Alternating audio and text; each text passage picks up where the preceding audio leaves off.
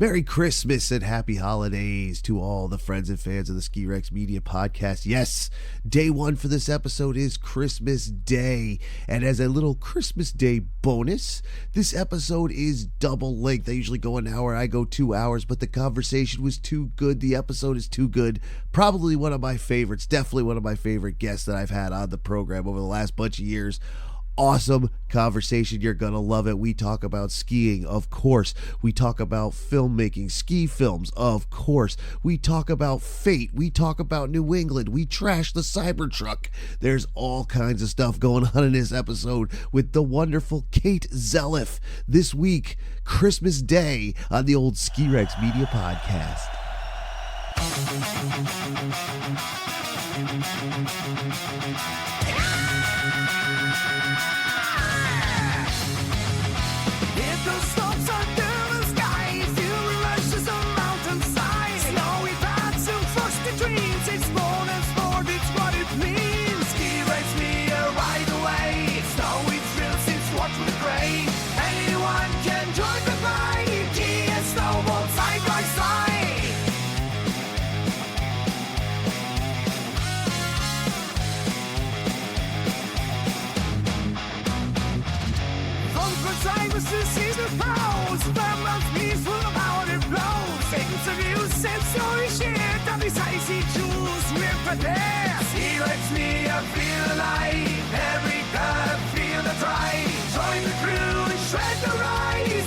Snowboard side by side. Ladies, gentlemen, fans, and friends of the Ski Rex Media Podcast, as you know, I'm still catching up from Snowbound. That's right, it was almost a month ago. Snowbound Expo in Boston. If you didn't go next year. A lot of fun. I had a lot of fun. For the time I was there, I had to bang out early, and because I had to do that, I had to cancel interviews with Henry Rivers and Kelsey Boyer and Caite Zeliff. But we're getting them all back, my friends.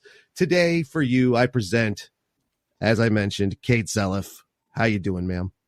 I'm doing well. Thanks for having me.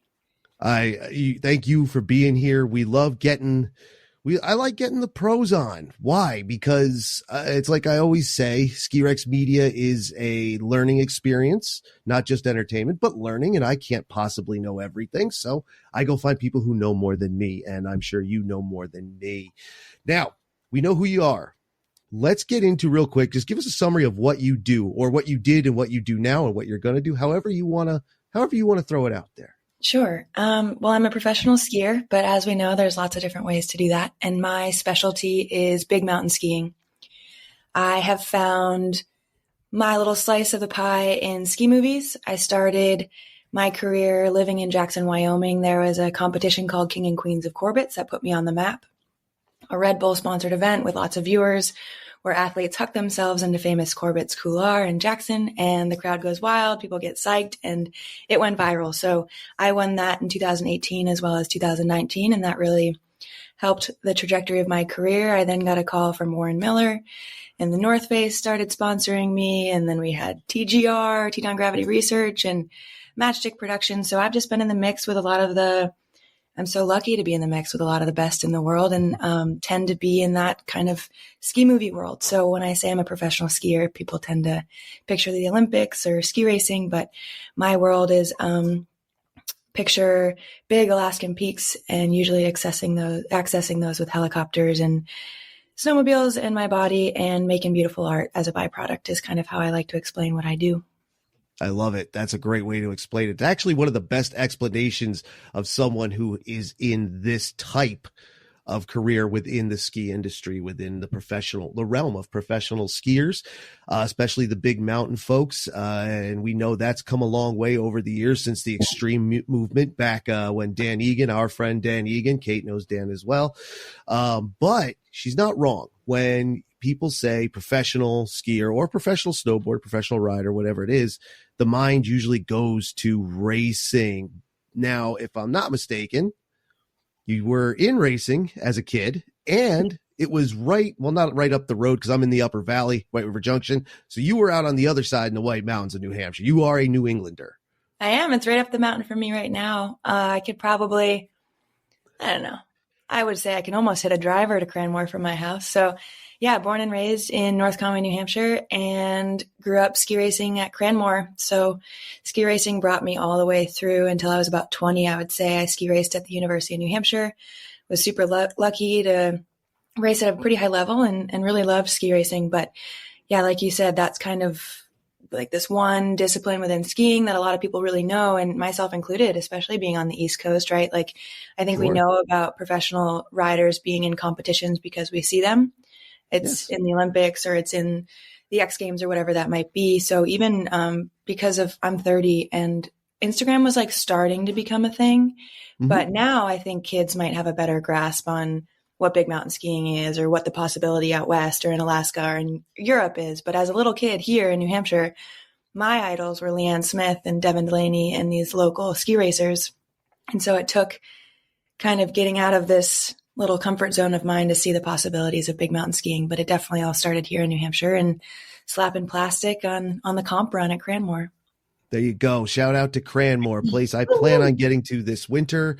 I was there during the summer, but it was, it was the interim time. It's closed. They're getting ready. They have things to do. They're very busy. And North Conway voted one of the greatest ski towns in the U.S., North America, something I forget. It was just last week. So check that out if you're interested. Great little town. I like visiting that town. What was it like growing up there? Because it is thought of as a ski town. Yeah, I think it is. Yeah, totally. And it's funny because I wasn't necessarily I was raised by my mom and she was born and raised here as well, but wasn't a ski racer, wasn't really your outdoorsy woman. She was more of like, well, she was a mom, right? Doing mom things and raising me. And then her thing was more like hanging out with friends, going and catching up over a drink or whatever. It wasn't so much that she was in that ski culture. And I'm actually really grateful for that because I feel that the ski racing culture, parents can actually be kind of controlling and intense and live vicariously through their children and put a lot of pressure on their children. And so my experience growing up in New Hampshire in North Conway was Cranmore was this cool like getaway for me, right? Like it wasn't this intense thing that my parents wanted me to do. I had a family friend. The coolest thing actually, and I want to highlight this, is there's a program called ESSC, that takes local kids here in Conway in the Mount Washington Valley and takes them out of school. Ours was on Monday. So there's one day each week where these kids get bused to their local resort. And if your family can't afford it, there's rental gear that's already waiting for you with your name on it for the season. And you get to go and learn how to ski through this volunteer program, Eastern Slope Ski Club. And I just feel so grateful for that because that was my intro to skiing. And without that, maybe I wouldn't have stumbled upon it. Obviously, there's a lot of barrier for entry into this sport. It's really expensive. And so to have that program and then have a family friend see my ability at that program and kind of convince my mom to maybe put me into the ski program on the weekends was what it took for me to really catch that bug. And so my experience growing up in North Conway, it wasn't really all about skiing for me. It was just this like really cool, fun activity. And I think that novelty is what was really exciting for me, where some kids that I grew up skiing with, it was more of like, it didn't have that same vibe because it was shoved down their throat maybe. But it's just, yeah, like you said, it's a quintessential, beautiful ski town. It's grown a lot. It's changed a lot, far more hotels. And I would say like restaurants that are maybe chains opposed to the ma and pa. Like my first job was at Delaney's Hole in the Wall, which is owned by a local family. And that part of the town is what I really love, is just a small ski town that's, it's special. These mountains are small. Cranmore's like 1,200 vertical feet, but it has something that's really quaint in New England and beautiful. So it definitely holds a lot of this place. Also, I wasn't an outdoorsy I was a ski racer. Like I didn't go for hikes when I was a kid. And so coming back as an adult, I realized how incredible these mountains are, and the White Mountains do have a lot to offer. And it's cool to watch that backcountry community grow as, equipment gets lighter and it becomes easier to access and things like that. That's awesome. And what a great place it almost seems like the perfect place for that kind of experience. Like it really is. And you're not wrong. Some parents are like, hey, you're a ski racer now. That's what you do. And that kind of makes it a job. And once it becomes a job, is it still fun? I mean, it's always like in your case, it is a job, and we'll get to that part too. So you're there, you're racing in beautiful North Conway at Cranmore. You're doing it. did you think at that time was a possibility for professional? And as a part of that, do you look back and think maybe I should have gone that way, especially with the new focus on American competitive ski racing? You know, we have our big name, we have the biggest name, you know, and with that new, you know, there is a whole new interest in racing, especially women's racing, because we have the biggest in history. Have you thought, did you think, and now do you think? Yeah, I did think, not when I first started. Sure. I found ski racing at around 5th grade. And luckily at that point, again, because there wasn't the pressure from my mom, it was just this like thing. But there is something really interesting that happens as a child. And I can only speak to being a little girl. But I think what happens to a little girl, especially when she's good at a sport, is that she gains this interesting confidence. And so I was like really shy and, you know, kind of unsure of myself, maybe like a lot of girls are. And then I started ski racing and I started realizing that I was good at this thing and people got excited that I was good at this thing and I could travel and go and do this thing that just felt like freedom to me. Going fast has always just felt like the ultimate freedom. And then a byproduct of that was I got celebrated. I got trophies. I mean, the Stand and Dan's, there's a race at Attitash every year that Stand and Dan's puts on as a kid. And the trophies were these big glass trophies just filled with candy. And so like, what more incentive does a 5th, 6th grader need other than like, you're getting applaud for doing something, you're getting candy and you get to go really fast. So I think at that time that was a focus. And then as I started to see that there was attention on me I started getting, this sounds crazy now that I'm like a bit more of an adult, but around that 6th grade, 7th grade time, private schools started to like take notice because we on the East Coast have this ski academy thing that a lot of people aren't even aware of. And it kind of feels a little uppity, like boarding school. But the cool thing is that there's a lot of kids that come from not a lot of money that get opportunities and scholarships to go to these really incredible schools for their sport, obviously. And ski racing is one of those. And so I started to have some attention from different schools around the area to potentially get a scholarship to go to get this incredible education. And so I think for me, that was the first time where I was like, oh, like maybe I could like do something with this. And I did. I ended up going to Proctor Academy and thankfully they supported me and I got a full scholarship for all 4 years. And that was a big deal for my family. $50,000 a year to go to a school is a lot of money. And so my mom at one point equated it to that I was making $50,000 a year as a 14-year-old and to applaud myself and be easy on myself because this is intense. And I think equating those things and maybe having that conversation with my mom and also just like, I was fast. I was always at the top, like 3 or whatever, 5. It didn't necessarily matter, but I kind of was like, oh, maybe I can do this. And so there was definitely, I mean, I would totally be lying if I said that my major goal in life wasn't to be on the U.S. ski team. I wanted to go to the Olympics. I did idolize, Julia Mancuso and Lindsey Vonn. And like I said, Leanne Smith, who is a local Olympian here out of North Conway. And she's also a good friend of mine too, which just feels like such a cool gift now. But that was certainly the trajectory and certainly the goal. I think the reality of that sport, however, is it's very cut and dry. And that's one of the beauties of it. If you're the fastest, you win. You know, it's very like linear. And that for a minute made sense to me. But I can say this now, I didn't know it at the time, but I'm far more creative than that. And I desire a bit more playfulness. Ski racing is very rigid and I chase that hard, but it was also kind of in a lot of ways suffocating me and not allowing me to be my full version of me.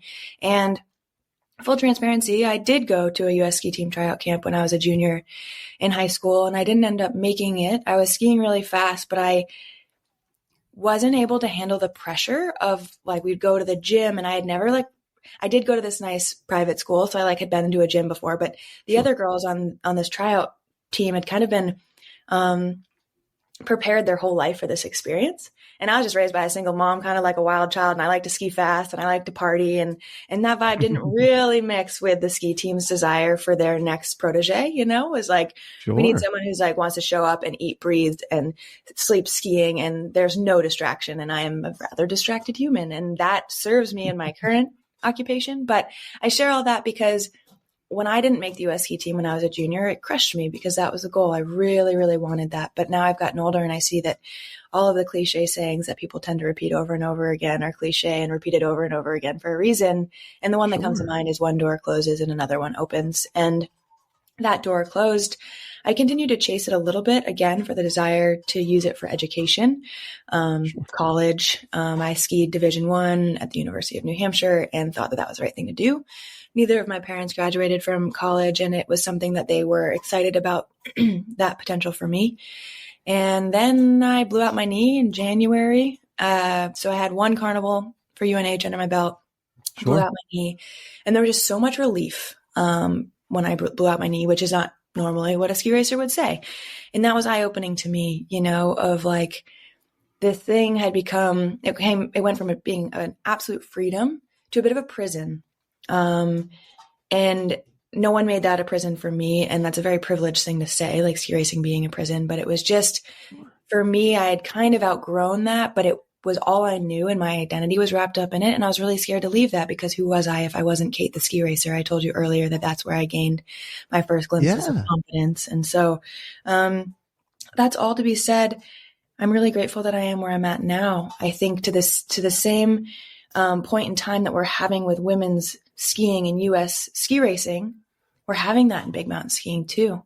Which is really exciting. And I think it's really cool to be where I'm at in my career at this time in history, because I also have the ability, I have the space, I have the platform to share that I've gotten these incredible opportunities. But when I look around the helicopter, there's rarely any other women, and can kind of shine light on the fact that we've made huge improvements within sport and within the athletic piece of women getting on the court, or women getting the start time, or women getting the whatever. But there's also still a lot of systemic pieces that are important to the evolution of our industry as a whole. And so I feel like I have a lot of desire to keep doing what I'm doing, but also have the ability to hopefully make a little bit of change and leave the industry better than I found it. And I feel that I have that ability within big mountain skiing more so than ski racing, where it's very regulated and FIS is the controlling entity.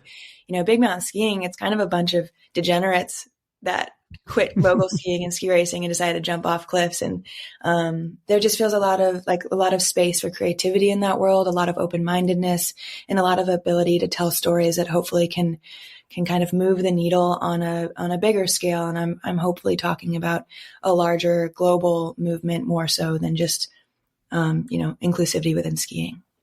Absolutely. 100%. I like the use of the word degenerate who just quit moguls and moved on. We see it all the time. And as I said, that's part of the evolution from the extreme guys back in the long ago to the kids who are here now, Caite included. Shout out also to Kendall Goodman, who we talked to. That's his jam. And as well. And it's really interesting to me, this whole life path from teenager to you're 30 years old. And I love your point of view of it. No one really talks about, at least not to me. I've never heard that idea of, the rigidness of ski racing, and figuratively as well as literally, in many ways. And that's when it's not for you, and you recognize that, being able to move on from it. So kids, listen up. Like if you need a role model and you're like, God, I'm a decent slalom skier, but I kind of want to go do the big stuff. You can go do the big stuff. You can go do the big mountain stuff. It's totally possible. Caite will tell you that because she did it. And that's really awesome. I think I wouldn't have changed my ski racing. I wouldn't have, if I could do it all over again, I'd still go and ski race. And I think a lot of these degenerates would still go and, do their thing prior to the evolution, because you need those skills. And I think that's what's so cool is it's just an evolution, right? And there's something that I really struggle with.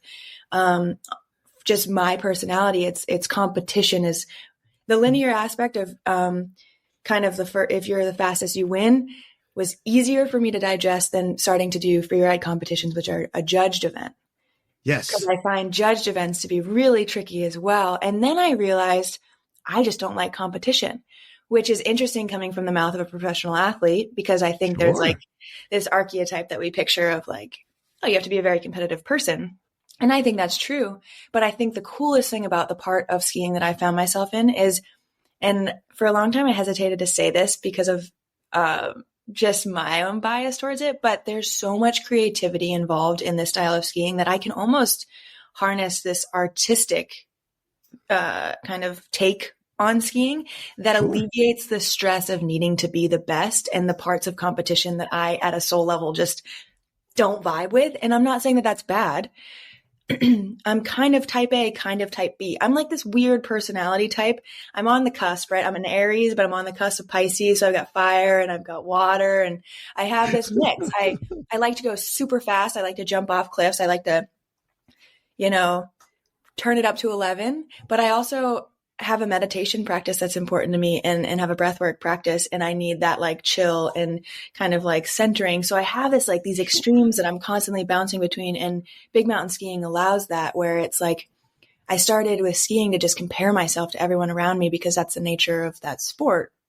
You compare yourself to the fastest, you watch your video analysis directly next to the winner, and you kind of pick apart where your line could have been tighter or where you could have made up some time, where blah, blah, blah, And so this kind of style of skiing allowed me to not compare myself to people. And I became the person that I was competitive against, which also has its downfalls. And I'm trying to be more kind with myself as I get older. But I get that was cool because I took all of these things that I learned from ski racing that were a bit, edgy, like hard charging, going fast, like good technique. And then I like softened it with this more like artistic, creative approach. And I didn't even say it, but like just kind of seeing myself as a bit more of an artist and an athlete allows me to show up in a way that I enjoy a bit more, instead of being like, I have to be the best in the world. Like that's tough energy to live with.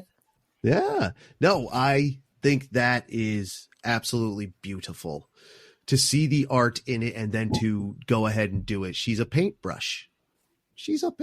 Or use whatever. With a really badass palette. With a wicked badass palette, dude. Like, that's so awesome. Real quick, before we move on to your big mountain stuff, because we keep pushing towards that. Two things. One, what were your race disciplines? Were you a speedster? Were you a technical? All the above? Well, mostly a speed skier.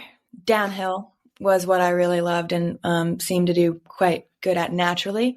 But where I was at school, Proctor Academy, we skied at Blackwater, which was this tiny little mountain that had a rope tow, and we skied so much slalom. So I have this like really cool duality within my skiing where I was really good at just pointing it and going straight and taking airs. But because of all the technical training of slalom all the time, I was pretty good at slalom. And so I think that's what serves me in my big mountain world is I have those really quick twitch muscles pretty deeply ingrained in my brain, but I also was going 80 miles per hour in a speed suit when I was 16 years old. So going 45 or 50 wearing baggy clothes on an Alaskan peak doesn't feel that fast. So it's funny when you dissect all these things of like life and how it brings you to this perfect place.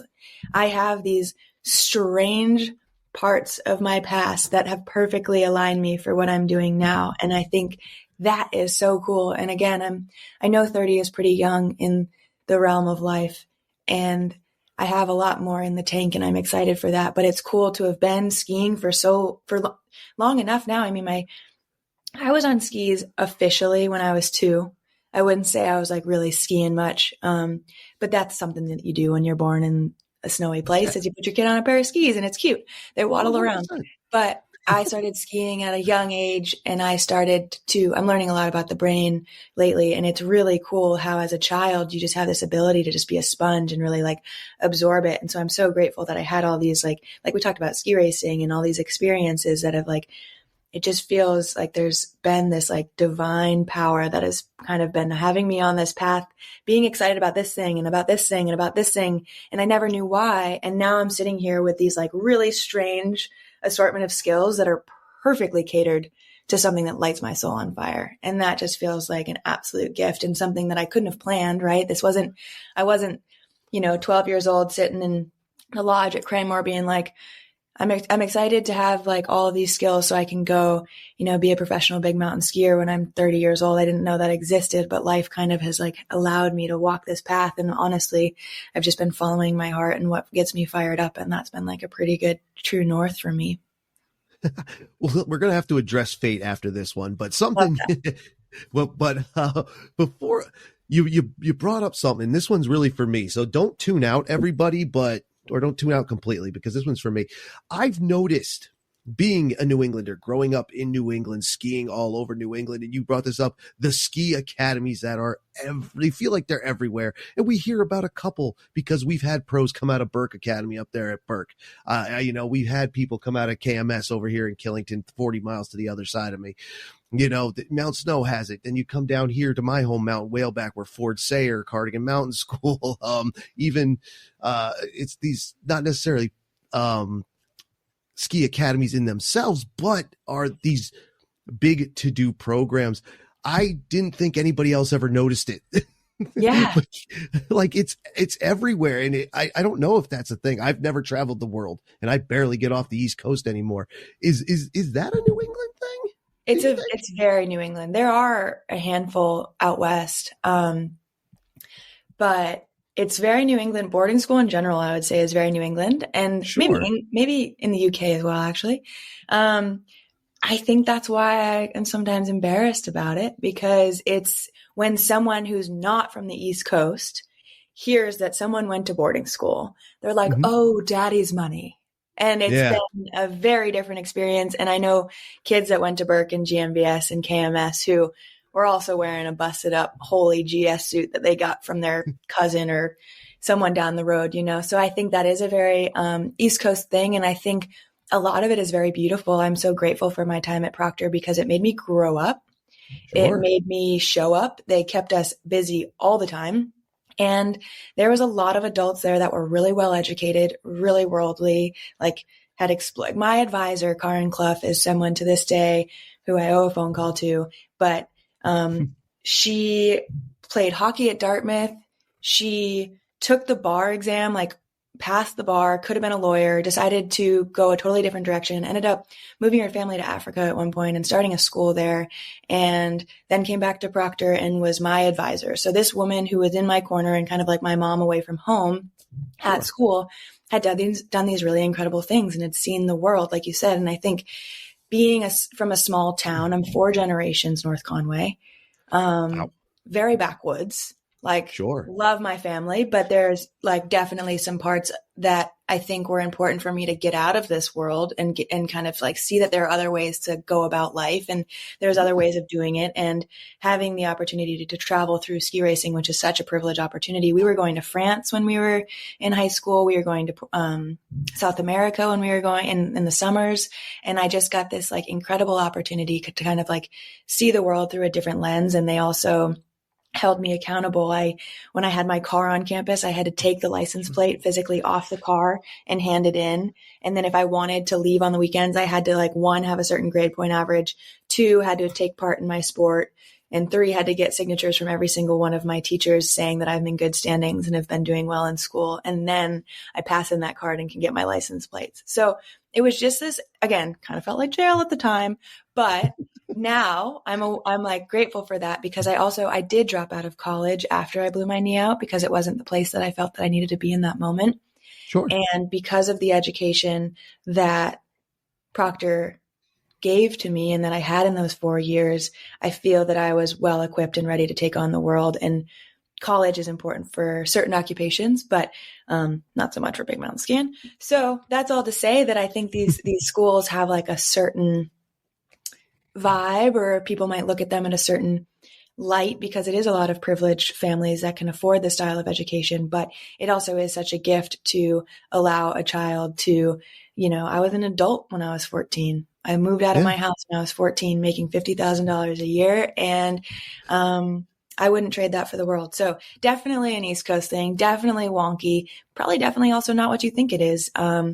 These kids don't just get to gallivant around the world. There's a lot of hard work that we're all putting in to make sure that we have the being in the good graces basically of the institution so we can leave. And I think that's really important. I think children should be held accountable. I watch my little sister went to Kennett High School here in North Conway, and it's just a very different experience. And obviously money allows for teachers and certain faculty to come and to create this experience. But that education at that age, when a child is so like, it's just, I don't know, that time feels really important. And I hope that going forward, our country really prioritizes education and allows our children to get experiences that I think are just so necessary to create like a healthy, functioning adult.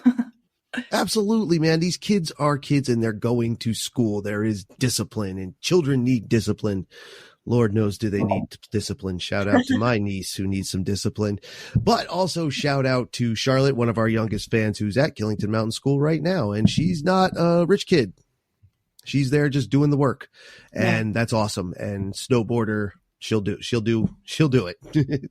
That's who she is. So shout out to Charlotte and her family as well. The Proctor family, good friends of ours. Anyway, so you have gone, I guess the easiest way to put it is, how do you get from North Conway? You had your personal interest. How do you go from North Conway to Big Mountain? We're not really known for that here. We see it, and you can do it a little bit here and there. One of the places that comes up in conversation a lot is go north of the border to Canada and get up there to Chick Chocks. But it's how do you do that? How does that happen, man? Other than fate, again, we'll address that. Fate has a big part to do with it. Curiosity. Honestly, talent too. Like, as kind of silly as that sounds, I got into backcountry skiing because people around Jackson saw that I could ski, right? I think it's really intense for someone who doesn't have the skiing ability solidified already to then step into that like totally unknown, unregulated world that backcountry skiing is. Like you said, I didn't even know what a beacon was until I moved to Jackson Hole, Wyoming.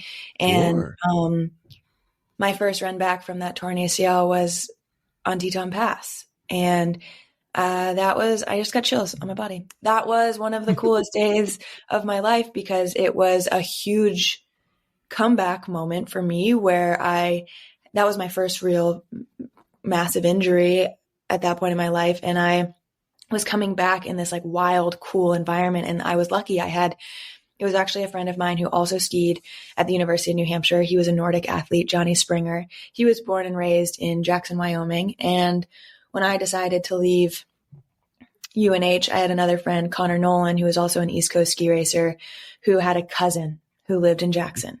That's like how it all happened. It was like, yo, dude, like we both were dropping out together. We were high-fiving about prioritizing our mental health and getting out and going to the West, Loved it. And we were looking at spots and he was like, I saw this YouTube clip of my buddy and my cousin in Jackson. You got to check this out. And he showed me some clip of some side country. And, I just trusted it. I was like, yeah, that sounds cool. And Johnny, who I told you about, he was a senior when Chip and I were freshmen. Chip's a nickname. When we were freshmen, and we told him that we were moving to Jackson. And if he knew of any housing, that would be awesome. And he said that he did. And we ended up, all three of us Wildcats, living together that winter. And luckily we had Johnny, because Johnny was born and raised in that world. And he did understand the dangers, but he also understood that we didn't, And so that was really cool because he kind of took us out, gave us a little 101. And then that snowballed. Another local name, Jeff Ledger, who Dr. Huck and Stuff on Instagram is a local legend in Jackson who's known for doing these massive, big Superman front flips off cliffs. And his wife went to high school with my mom here in North Conway. And she happened to manage a bar at the base of the resort. So that was my in, was like I had housing through Johnny and I had a job waiting for me that happened at Delaney's Hole in the Wall. My stepdad at the time was talking to this woman, Shauna, Jeff's wife at the bar, Jeff's wife's sister. Sorry, this is small town, like hard to follow maybe. But long story short, a conversation at Delaney's led to the fact that I had a job waiting for me at the base of Jackson Hole Mountain Resort. And that job, everyone that works at the base of Jackson Hole Mountain Resort is a ski bum. So that job allowed me to start hanging out with people and going skiing, and people were excited about how excited I was. And then they took me out and they showed me how this whole thing worked. So I was really lucky because I had already checked the box of being capable of going out in the backcountry. And then I had a lot of people that took me under their wing and wanted to teach me what they knew. And I think that's kind of the beautiful thing, is that I now have the desire to do that same thing to anybody that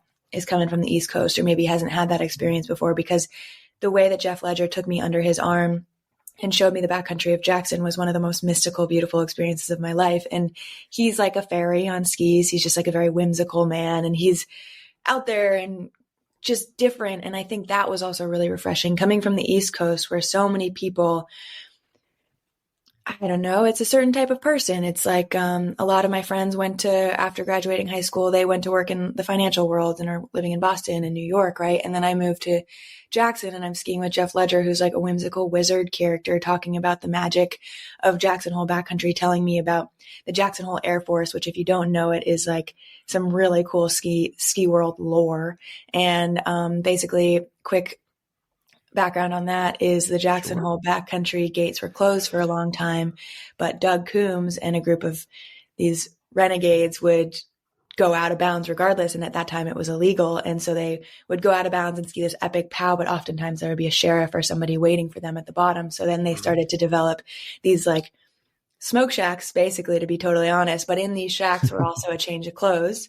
And so they'd leave the boundary wearing one outfit, and they'd know that whoever was watching would call the cops and like give a description, and then they'd like go and do their thing, which in my mind was like the coolest. And then they would come back into the resort boundary wearing something different, and it was this cops and robbers type of game. And so just like hearing about that, right? And Jackson, I don't know, once you go there, it really is hard to explain, but there's an energy in that valley, and there's a lot of really incredible skiers in that valley, and there's just some magic there. And so for all those reasons, I was just really lucky to be in the right place at the right time with the right attitude, and people took me under their wing and taught me everything they know. And I was just, like I said, I was a sponge. I've always been a very curious, excitable kid. And especially within the realm of skiing, there's something about skiing that just really makes everything in me come alive. And I do think that is intoxicating. And if you have that feeling yourself, right? Like I know Jeff has that.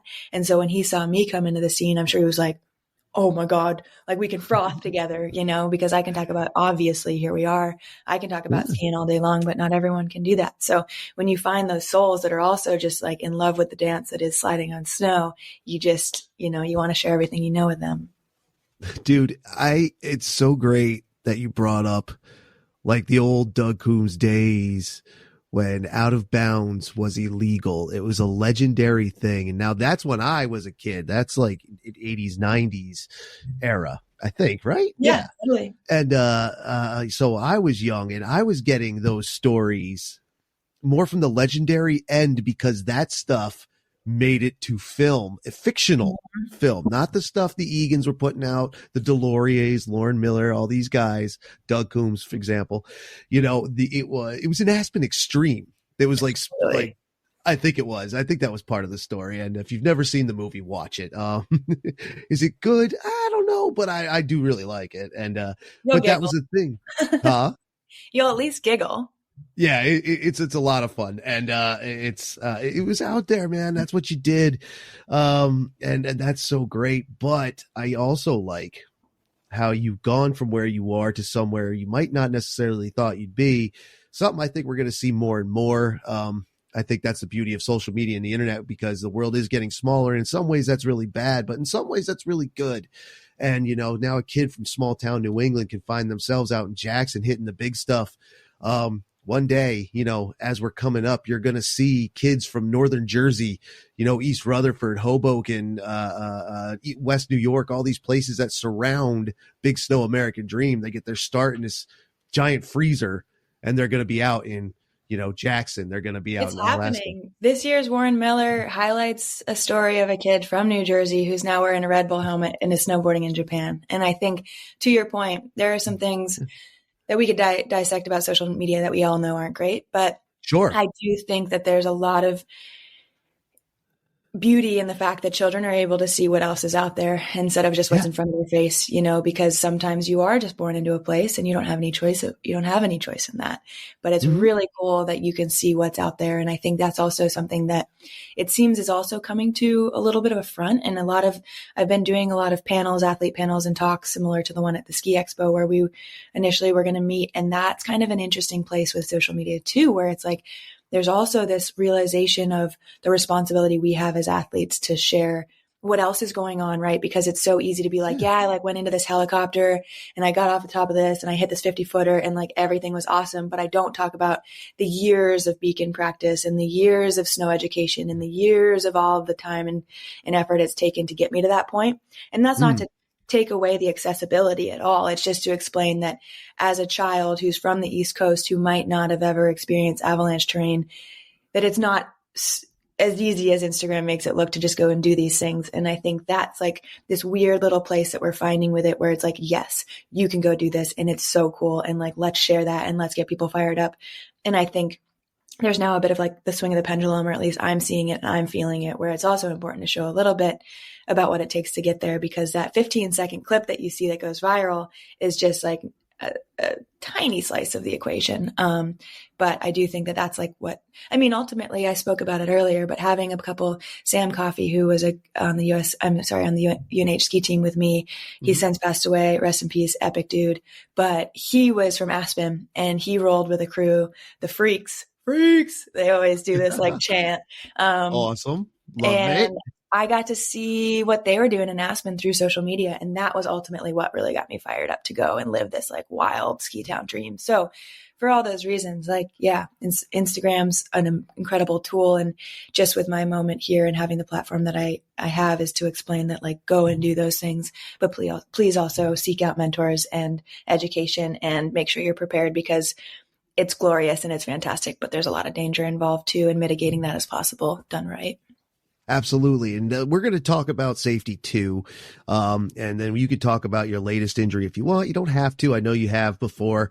I've seen a couple of you things talk about that. I think you talked about it at Snowbound as well, but Ski Rex Media is big on safety this year. We'll get into that, but I can't keep letting the word fate go. Now, typically I don't buy it. I never have.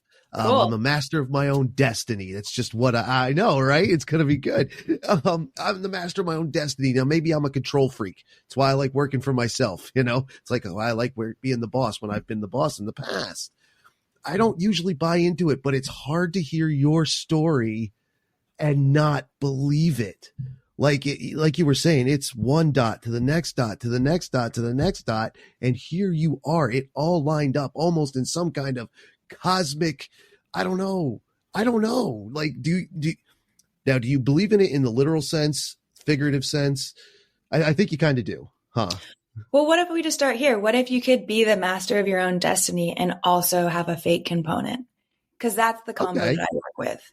I feel that I 1,000% believe in the ability to manifest and to think about what we want and to create our destiny. Sure. I think that's part of the very beautiful part of the human experience that a lot of people seem to be waking up to. And I have been lucky because one of the parts of ski racing that they teach you at a young age is how to visualize a course. Sure. Especially in speed racing, a lot of times you're visualizing the course over and over again before you run it. And there's studies that show that your brain doesn't know the difference between actually running that course physically and doing the thing and just doing it in your brain. They've run a lot of research studies on Olympians, and they hook up their head with electrodes or whatever else, and they have them run through their event, and their muscles actually twitch in the same order that they would be if they were running the actual event. So there is this cool quantum physics level that actually scientifically backs up that our brain doesn't know the difference. So I start there. I will also say that I feel there has been times along this journey, and we can talk about the current injury that I'm having. This has been a very in my face example of feeling like I was hellbent on a path in the same way I was hellbent to be on the US ski team. And I wanted it, and I wanted it so bad. But I didn't really speak to the fact that I would get third place a lot in skiing, which not the end of the world. You're still on the podium, but I was never like winning. It was never totally clicking. And then I got into big mountain skiing and boom, winning almost every competition. Well, I did really well in Europe. I won a lot of competitions in Europe. On the East, or on ours, like being here in the US, it's the judging criteria is different. But take Corbets, for example. I didn't sign up for Corbets. I had friends that peer pressured me to ski Corbets, and they basically told Jess McMillan that I should get in the competition, and she invited me, and then I won it. And then I won it again. And like to that point, ski racing, I was kind of hitting my head against the wall at the end of it. Like I wanted it so bad, but it felt like there was more of that cosmic divine that was like, yes, you're good at this, but what if you could be better at something else? And so I wanted to be a professional skier when I was a kid. And I talk about this often because I did. I wrote on my door. This is embarrassing. When I was a kid, I wrote on the door that like the part that like hides when you shut the door in the frame, I'm going to be on the US ski team. For some reason, my grandmother, when I was 12 years old, showed me the movie The Secret, which is about the law of attraction. And I ran with that. So I've been kind of lucky to have this like woo-woo sense about me since I was a little girl. And I've seen it work over and over and over again. And I will never forget when I was really wanting to make the US ski team. I was a junior at Proctor. I had gone through the entire rigmarole that I had told you to get my license plate. Put my license plate on my car, was driving home to North Conway, New Hampshire, and was over and over again in my head doing the secret that I learned, the law of attraction, thinking about I want to be on the US ski team and what that feeling would feel like when I got that call, because that's kind of the law of attraction. It's yes, you need to think about what you want, but you also need to feel what that feeling is like. So I was just driving home, totally eyes open. Like I wasn't, meditating with my eyes closed driving or anything, thinking about how good it was going to feel when I got that call, how good it was going to feel. And I overwhelmed. I was getting this crazy energy moving through my body. And again, I was a 17-year-old kid, and I just feel so grateful that I had that at that time. But regardless, I get home and my mom is in tears, and I'm like, oh boy, like what's going on? And it wasn't sad tears, but it was also weird. I was like, she's like, your coach, like Dave Salate from Proctor called, you've been chosen to go to the US ski team tryout camp.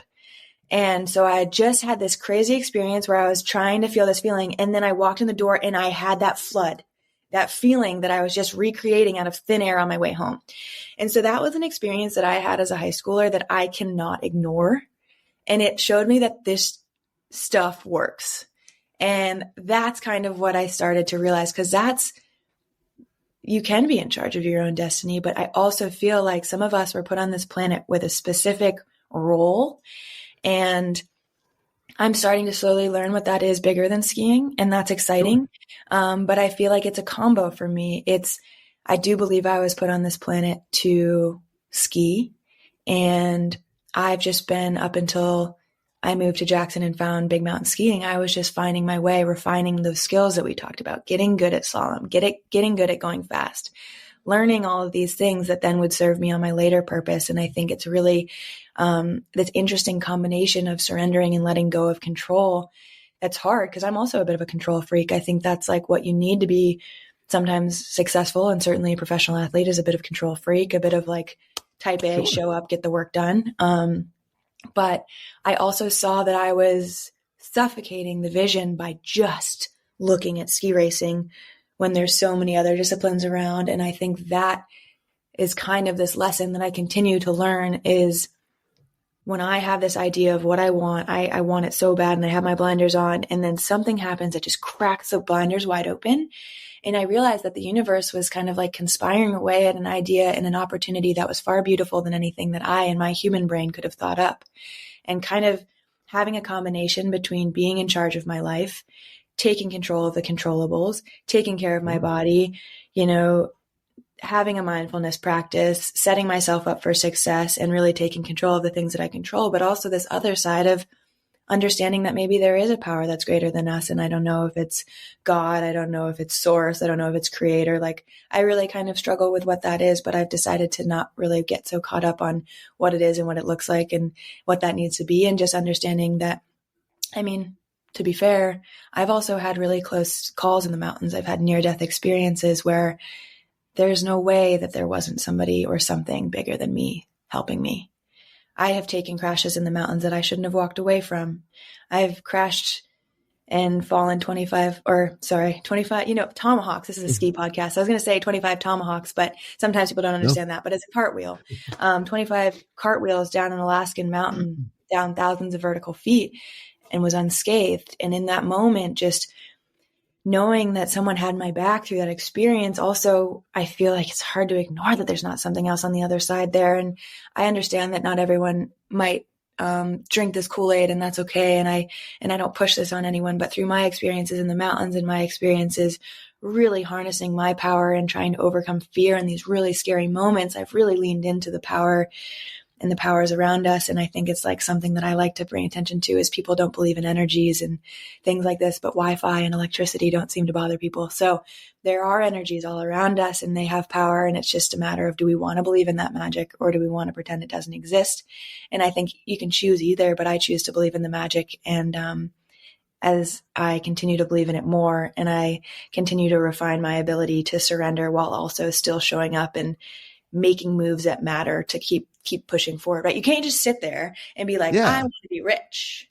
And then like the universe gives you lots of money. You want to create that intention and then also put things in place to make sure that that comes true for yourself. So that could also we can open up that book too. But I would say that you and I have probably more similarities than you would think, even though I come across as quite woo-woo and quite surrendery and open. It's a constant practice. Like right now, especially I'm in this transition period where there's a lot of unknowns for me right now. I feel very sure about the fact that I'm going to be okay and that I'm going to keep skiing in some capacity, but I don't know where I'm going to live come January. I don't know what my winter looks like. I don't really know how my body's going to like getting back to skiing. And I don't know what my body's going to do when I get scared. These are all nervous system, head injury things that I'm still sorting through. And instead of just sitting here and rocking myself into a fury of worry, I take a deep breath and I realize that I'm safe and I'm in a loving home with my family right now. And do I want to be living at home with my mom at 30? Wouldn't have chosen it. But, I've got a beautiful, beautiful refrigerator filled with food. I've got clean water. I slept in a warm, dry bed last night and I have love around me. And I trust that I'm going to be okay. And I trust that the universe has my back. And that's been something, it's similar to faith. I am not a religious person in the traditional sense, but I think sometimes when you go through hard things in life, you turn to a certain faith that helps you get through them. And mine just maybe looks a little different than praying at church on Sundays. And that's okay. That's 100% okay. Myself, having tripped the line between religious, not religious over the years. Christian mostly for anybody who's interested, Methodist most of all, but that's a whole other story. That actually is quite long, but man, Kate, straight up, you got to be one of the most beautiful speakers I've ever had. This is just such I could listen to you all day. It's fantastic. But where I do say fate has never been something I've thought about more than, the fates, studying literature, Greek literature and whatnot. But I do believe in the magic of the world, of the universe, that there is more to it. Is it in control? That I don't know. And I don't know how I feel about that. But I've said to people, I've said to someone I play Dungeons and Dragons with, I said, come on, dude, she's great. She's wonderful because she's pure, not that. And I'm like, there's magic in the world, dude. You got to see it. And I don't mean like Dungeons and Dragons magic. I mean, just in a general greater piece of ideology that there's more to the world than just walking around out there. Totally. There's got to be something out there, even if it's something as simple as believing there's a Bigfoot walking around. Like, I don't care, as long as you believe that. Not pushing it, but I say, even if you don't want to go exactly the way Kate thinks, exactly the way I think, try it, take a look around, be open-minded, have some fun. The world's a better place that way too, I think this day and age, it's really dark and it can feel really intense with social media constantly berating us with the tragedies of the world. And I think that's been something too that has been helpful, is to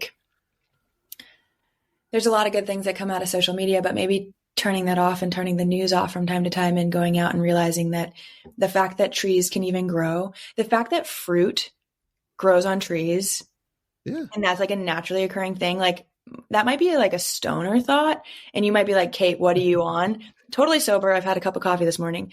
But to me, when I eat a pineapple or a mango or even a Macintosh apple here in New England in the fall, it blows my mind that that's a naturally occurring thing that just comes from the earth in the same way that vegetables are, but fruit just has that like more magic in fruit, in my opinion. But I think that sometimes, like in my darkest days, the past 9 months recovering from this head injury, I found it really easy to be stuck inside and have no hope and no faith and look at the news and being like, what's the point here? This is all so messed up. And then I would go for a walk behind my house. And again, I'm very lucky to be in a place where I have a creek behind my house and there's woods to go walk in. But I would watch like a bird playing in the trees. And that was enough magic for me to just kind of remove myself from the darkness for a moment. And again, yeah, it doesn't need to be religion. You don't need to drink my Kool-Aid and start like going down the rabbit hole of quantum physics and the cosmos and things. But I do think that life feels a bit dark right now, and finding just the slightest bit of magic, like why not? Right. Like, I think that's 100%. Exciting. 100%. I agree with that. I look at the world and yeah, I have my opinions and I have my whatevers. And, you know, sometimes I think I'm a genius. I don't know. I doubt it, but I try. I believe you are. I mean, maybe about some things, I don't know, but I can't not look around and see the world as a beautiful, interesting, magical place. And yes, it is kind of, and again, some people say that's just some kind of, you know, when you're not doing the ski thing, it's science fiction, it's fantasy, you know, it's Lord of the Rings, it's Star Trek, it's Star Wars, it's all this other stuff. I was like, yeah, but the imagination, which is a wonderful thing, this isn't imaginary. Like, we're here. I turned toward the window, like everybody can see me looking out the window. But the world is this, yeah, it's dark and awful and scary, but it also has beauty and just so much to it that I can't ignore it. And, you know, even in your backyard, like you said, you know, you can go in your backyard. I could go in my backyard, same thing, you know, but even if you are in the city, in the great urban areas, I have found beautiful, awesome, magical, you know, and I don't mean to reuse these words, but for simpler words, for lack of better words, you're walking around Boston, walking around New York, walking around Las Vegas. Like, people are like, Las Vegas is beautiful. I was like, especially if you go outside the city, it's a whole other world. There's incredible climbing around there too. Like, people think Las Vegas, but there's also this, you just got to look for it, right? To your point, you just have to look for it. And I think it's also important to recognize that I am not always this optimistic and sing-songy.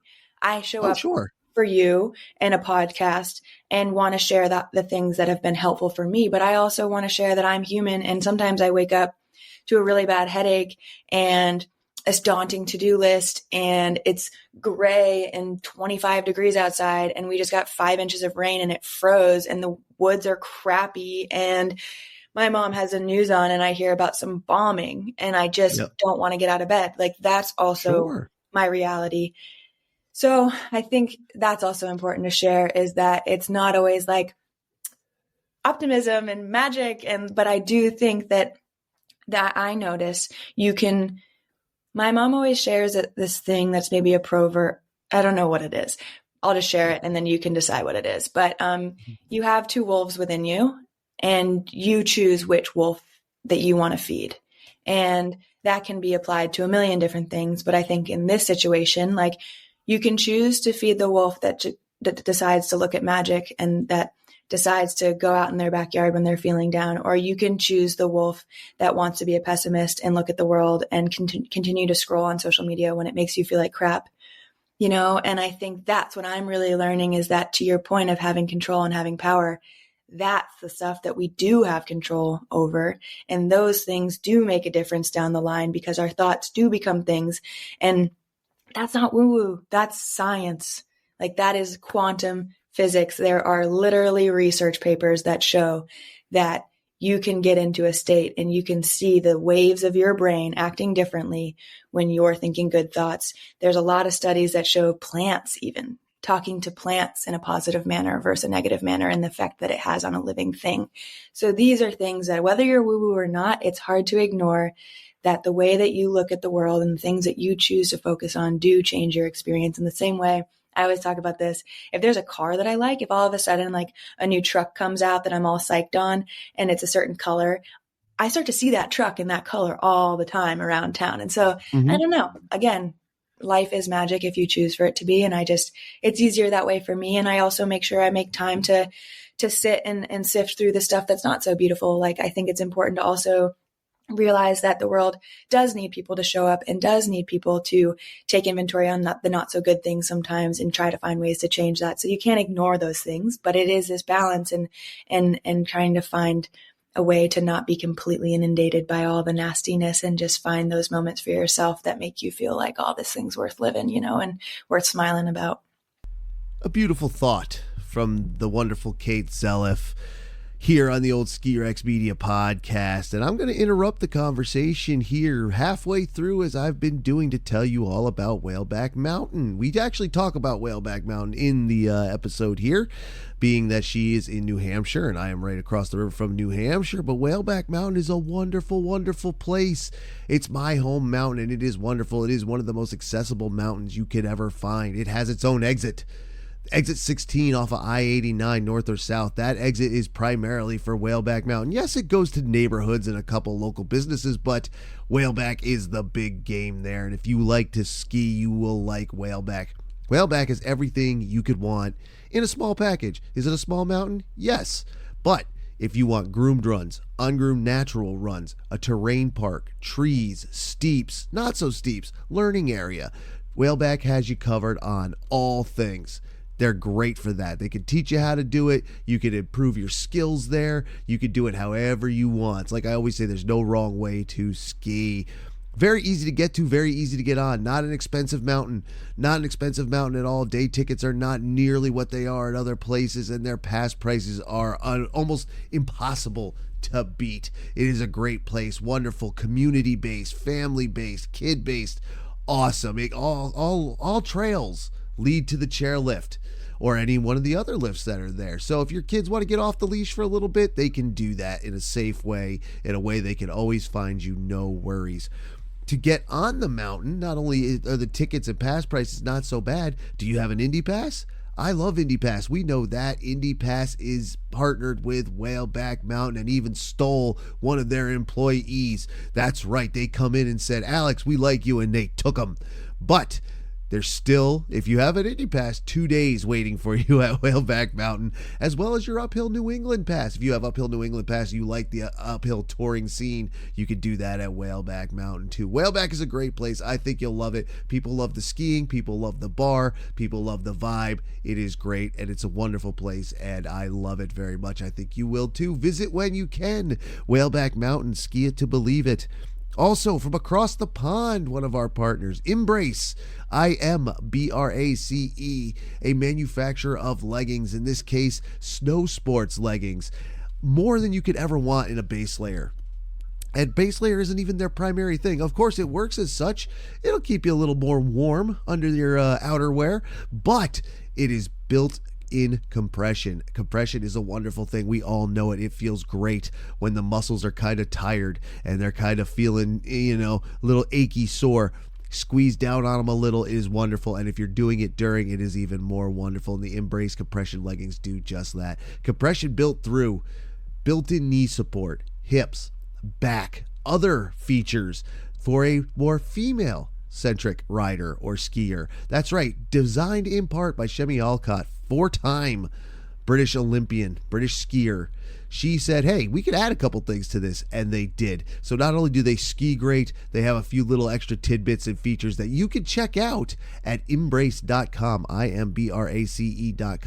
Check them out. They work wonderfully. I use mine every time I go out on the hill. They are great. My knees feel great. My muscles feel so much better. Longer, better days. And that's what we want on the mountain. IMBRACE.com. Head over there, pick up a pair of Embrace Snow Sports leggings. And then if you want to continue into the other seasons, other sports seasons, they have other compression systems for that as well. The Dynamic Plus legging, which I also have and I also use during the spring and summer and fall when I'm not skiing. Pretty slick, right? Check them out. IMBRACE.com, embrace.com, and of course, head over to whaleback.com. Check them both out. Thank you to both of them for being partners on the Old Ski Rex Media podcast.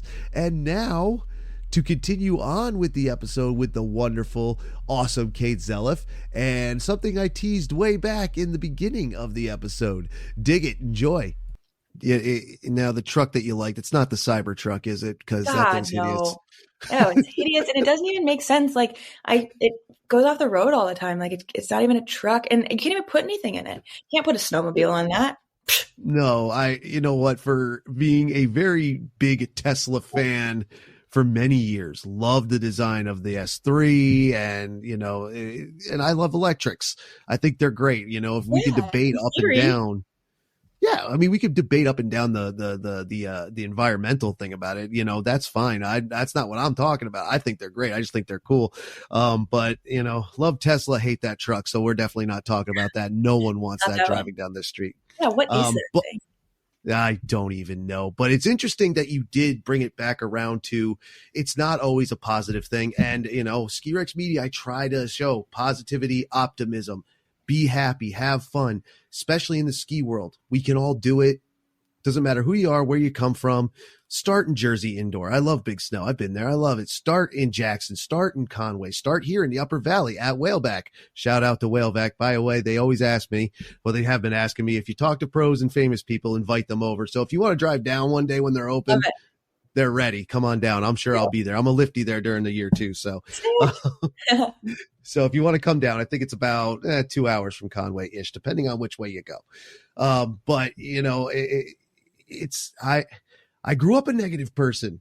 Mm-hmm. I was evil. I was a dick. I was a douchebag. I was angry. Now, granted, I drew a lot of power from that, and you can. And I'm not saying that's true too.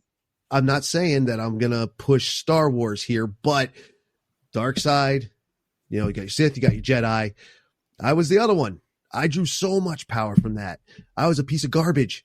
100%. You got to just work on it and you got to fix it. And I wanted to, and I did. So here I am today talking to the wonderful Caite Zeliff about things that have gone Way to go. Way to come from the dark side to the light. Welcome, brother.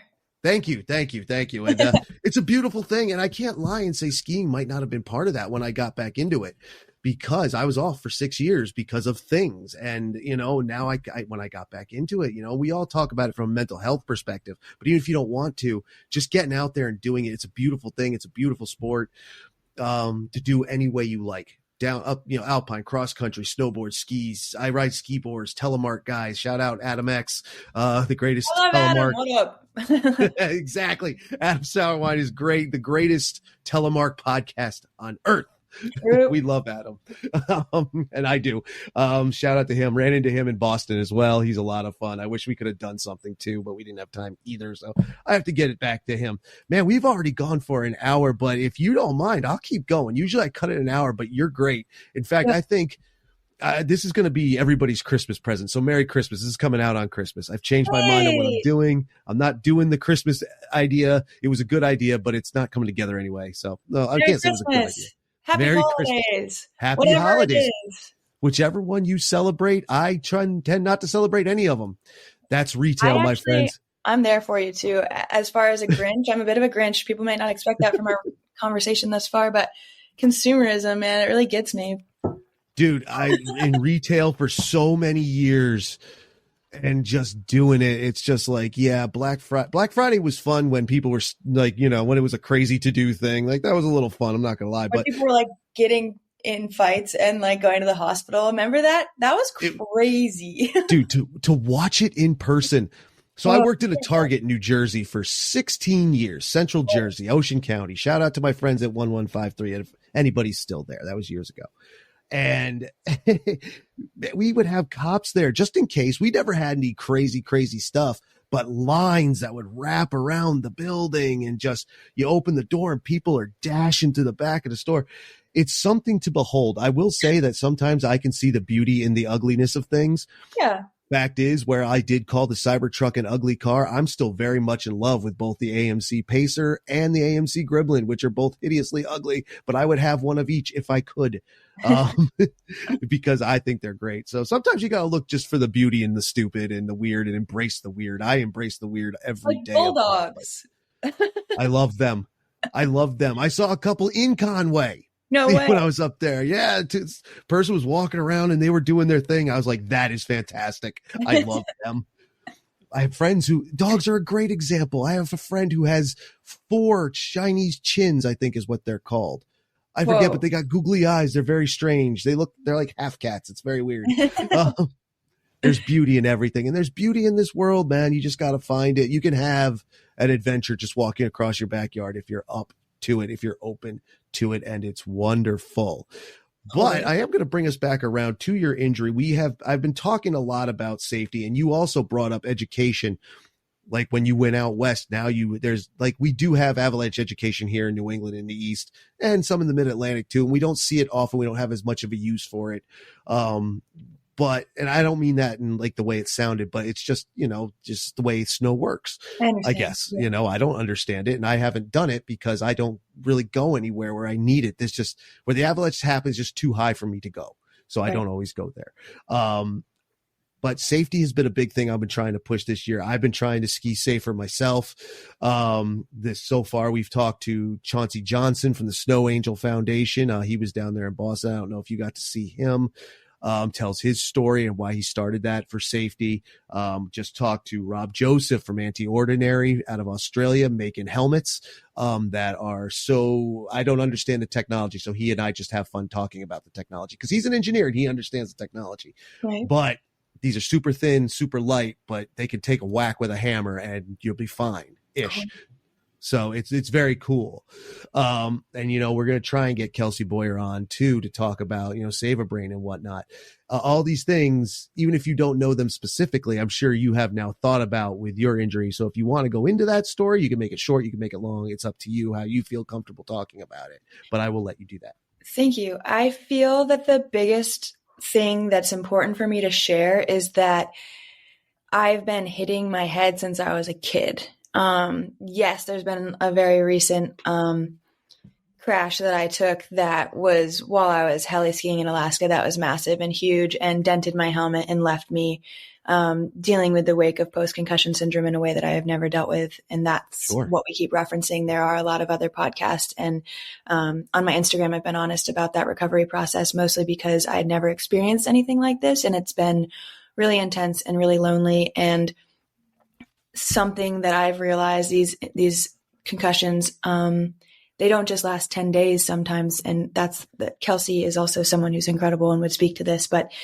a lot of my friends, now that I've been honest about this, have experienced something similar, like 9 to 12 month, if not 3-year recovery from a concussion. And the mental health aspects and the inability to be social because of noise sensitivity and light sensitivity and all of these things that a lot of people talk about concussions in this very traditional way, where you hit your head, you feel nauseous, you feel dizzy, and then you rest for 10 days, you avoid screens, and you're fine.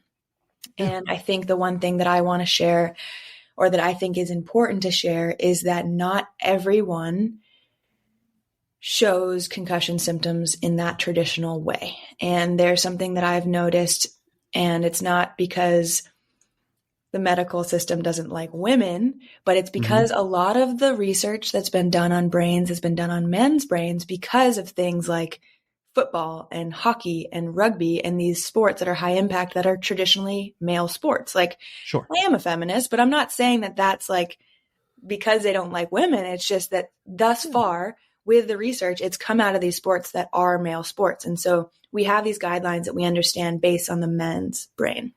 And as I've started to talk to a lot of my female counterparts in the mountains, I've noticed that women actually tend to show concussion symptoms differently. And so I made a big mistake this spring that ultimately put me into the situation that I'm into. And that's what I want to share, is that I hit my head, and in a way that I hit my head a lot. I overshot a jump. I landed the jump, was going really fast and hit some avalanche debris and exploded. And that's something that I do a lot. I joke that I'm built like a linebacker. I'm built differently. I can take hits. That's why I'm a professional athlete. Yes, I'm talented, but honestly, being able to crash is way more important. So I had this experience, and I wasn't dizzy. I wasn't nauseous. I wasn't seeing stars. I didn't lose consciousness. I felt mostly okay. And so because of that, I didn't really think I had much to worry about as far as a concussion. So the next day I woke up and I decided it'd be a good idea to get back in the helicopter and go back out. And I was incredibly concussed and didn't realize it, and got myself into an even worse situation and decided to ski a high consequence line with snow that wasn't ideal for that line. And then I had what you call is like a back-to-back multi head trauma experience that has made the last 9 months really intense. And I was suffering from migraines that were, I would get these migraines that would keep me in bed for like 10 days at a time. And I would get those about 2 times a month. So there was 6 months there where I barely had quality of life in a way that was just so foreign to what I had ever experienced. And I would go to these doctors and they'd say, "This is pretty normal, actually." And I'd be like, "What? This is normal? Are you kidding me?" And then I talked to people like Kelsey and talked to other athletes who have gone through this experience. And so I just like have this new awareness of like, wow, this is such an intense thing and it's an invisible injury. I can show up to a friend's house and I don't have a cast on my arm or, crutches. And so people don't understand that I'm injured, and it just is this very lonely, isolating place. And it's not just my experience. A lot of people who have had head trauma have gone through this experience. So I share all that because if you are a woman or you coach girls or you recreate with a female partner from time to time and they hit their head and they aren't doing the whole like I'm dizzy, I'm nauseous thing, but they have hit their head and they're maybe acting a little bit more emotional or a little bit just like personality changes or just aren't really making the decisions that make sense for that personality, urge them to take some care, because without my mom realizing that I had personality changes and that I wasn't showing up in the world like I normally show up in, I wouldn't have gotten additional help. Because when you hit your head, the thing that you have used your entire life to navigate and make sense of the world is no longer working right. And so you aren't able to take inventory on how you're really doing as a human, right? Like if you don't hit your head, your brain's functioning normally and you break your arm, you break your arm. Like there's no confusion there. And with the head, it's just a bit more confusing. And so one other thing I'd like to share is that you're not oftentimes going to lose consciousness when you hit your head. Losing consciousness is not a gauge of how hard you've hit your head. It's actually a specific type of hitting your head. So if you hit your head in a specific way and you knock a specific part of your brain, you'll lose consciousness. But it doesn't necessarily mean if you don't lose consciousness that hit wasn't a really nasty impact to your brain. And if you don't necessarily throw up or get nauseous, that also doesn't mean that this isn't serious. So I think that's the thing that I want to share more than anything else. And I could talk about my injury and talk about the intricacies of brain recovery because there's so much to it, but that I just want people to take head trauma seriously, even if they don't have the traditional manifestation of what we've learned are concussion symptoms, because we're learning a lot about brains and every brain is just so drastically different. And I hit my head, recovered, did the 10-day recovery, went back into the mountains, did an expedition, felt normal, felt fine. It actually took about a month from hitting my head and returning back to normal life, the season ending, for me to realize that something was wrong. And so it's not like you hit your head and you immediately know there's an issue. If you hit your head 3 months ago and you're still struggling to read a book or to follow conversation or with light sensitivity, you're not crazy. These things take time to show up because our body is incredible at being resilient and dealing, and the brain especially. And I guess maybe the last thing I'll say about this is something that really helped me understand brain trauma was an average brain when you're operating normally. Picture yourself driving down the freeway. You're driving along, you're driving fast, you're cruising, no traffic, beautiful blue sky day. And then something happens. And if you have brain trauma, a tree falls down, a hurricane washes the road away. Something makes it so that you can no longer travel on that highway. And so your brain, because our brains are incredible, they take a back road. And that back road's fine for a while. It's scenic, it's nice, but there's more stop signs. And then there's kids running across the street and there's dogs barking and maybe, it's a slower speed limit. And so you're just not moving as fast. And it takes way more for the brain. It's way taxing to have to look for children and animals and stop signs. And if you don't actively work on going back and removing whatever's in the way on the highway, whether it's a tree or whatever your specific situation is. And that's the thing is with brain trauma, they don't teach you that there's actually things that you can do to help your brain get back online in the same way that when you blow an ACL, you go to PT and you do exercises to get your quad to come back. And so that's kind of something I've been sharing is that if you don't do that work, your brain's going to keep working on those side roads, which is just way less efficient, way more taxing, and just harder on the brain. And you can clear the road. You can get back on the highway, but it takes, rehab in the same way that you need to rehab after any other physical injury. So those are these like little pieces that I've learned from my injury that I wish I had known. And I'm a professional athlete, right? Like I've gone through the ranks. I've been with tons of PTs. I've been with incredible doctors. I've operated with mountain guides who are EMTs. And, there's been no lack of knowledge around me. But until this has happened to me, I had no idea of these little intricacies that would have been really helpful along the way. And I think that's something that's important for me to share is just I've understood because I've gone just like full throttle into this recovery and learning about the brain that there are actually nuances between a woman's brain and a man's brain and even your brain versus another man's brain. So if you are like, I'm not really having what they say I'm going to have as a symptom, that doesn't mean that you didn't also rock your head. So don't be afraid to go and get that scan or go and get a second opinion because we really do only have one brain and it's important to keep that intact and keep it healthy. Absolutely. Like it's amazing that it's taken so long to get here. And it's kind of interesting. You brought up the fact that a lot of the research was done on male brains coming out of combat and contact sports and combat. Yeah. Yeah. And, lately, thankfully, these sports, while that shouldn't be our primary focus ever in life, I'm sure it's good that the research is coming because, we see it all the time. People have issues years later and, recovery times aren't necessarily as quick. I mean, if you're lucky and you never get a real serious head injury, I'm very lucky in that sense. And I take all the precautions I can, but sometimes precautions aren't enough. So if even, and I almost wonder if that's part of it. Like everybody wears a helmet now. I remember back in the 90s, one person on the mountain was wearing a ski helmet. One. Like, it nerd. wasn't me. I know, right? People, man. But fast forward now, 30 years later, there's one person who isn't.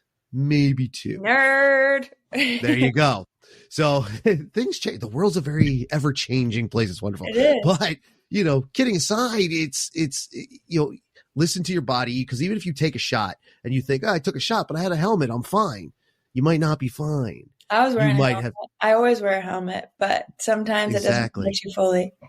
Exactly. Always be mindful. Like, yes, we wear safety equipment to minimize damage, but damage can still be done. And everybody's different too. Like, and everybody's different themselves on a different day. You never know. They might have done that same crash and not had an issue.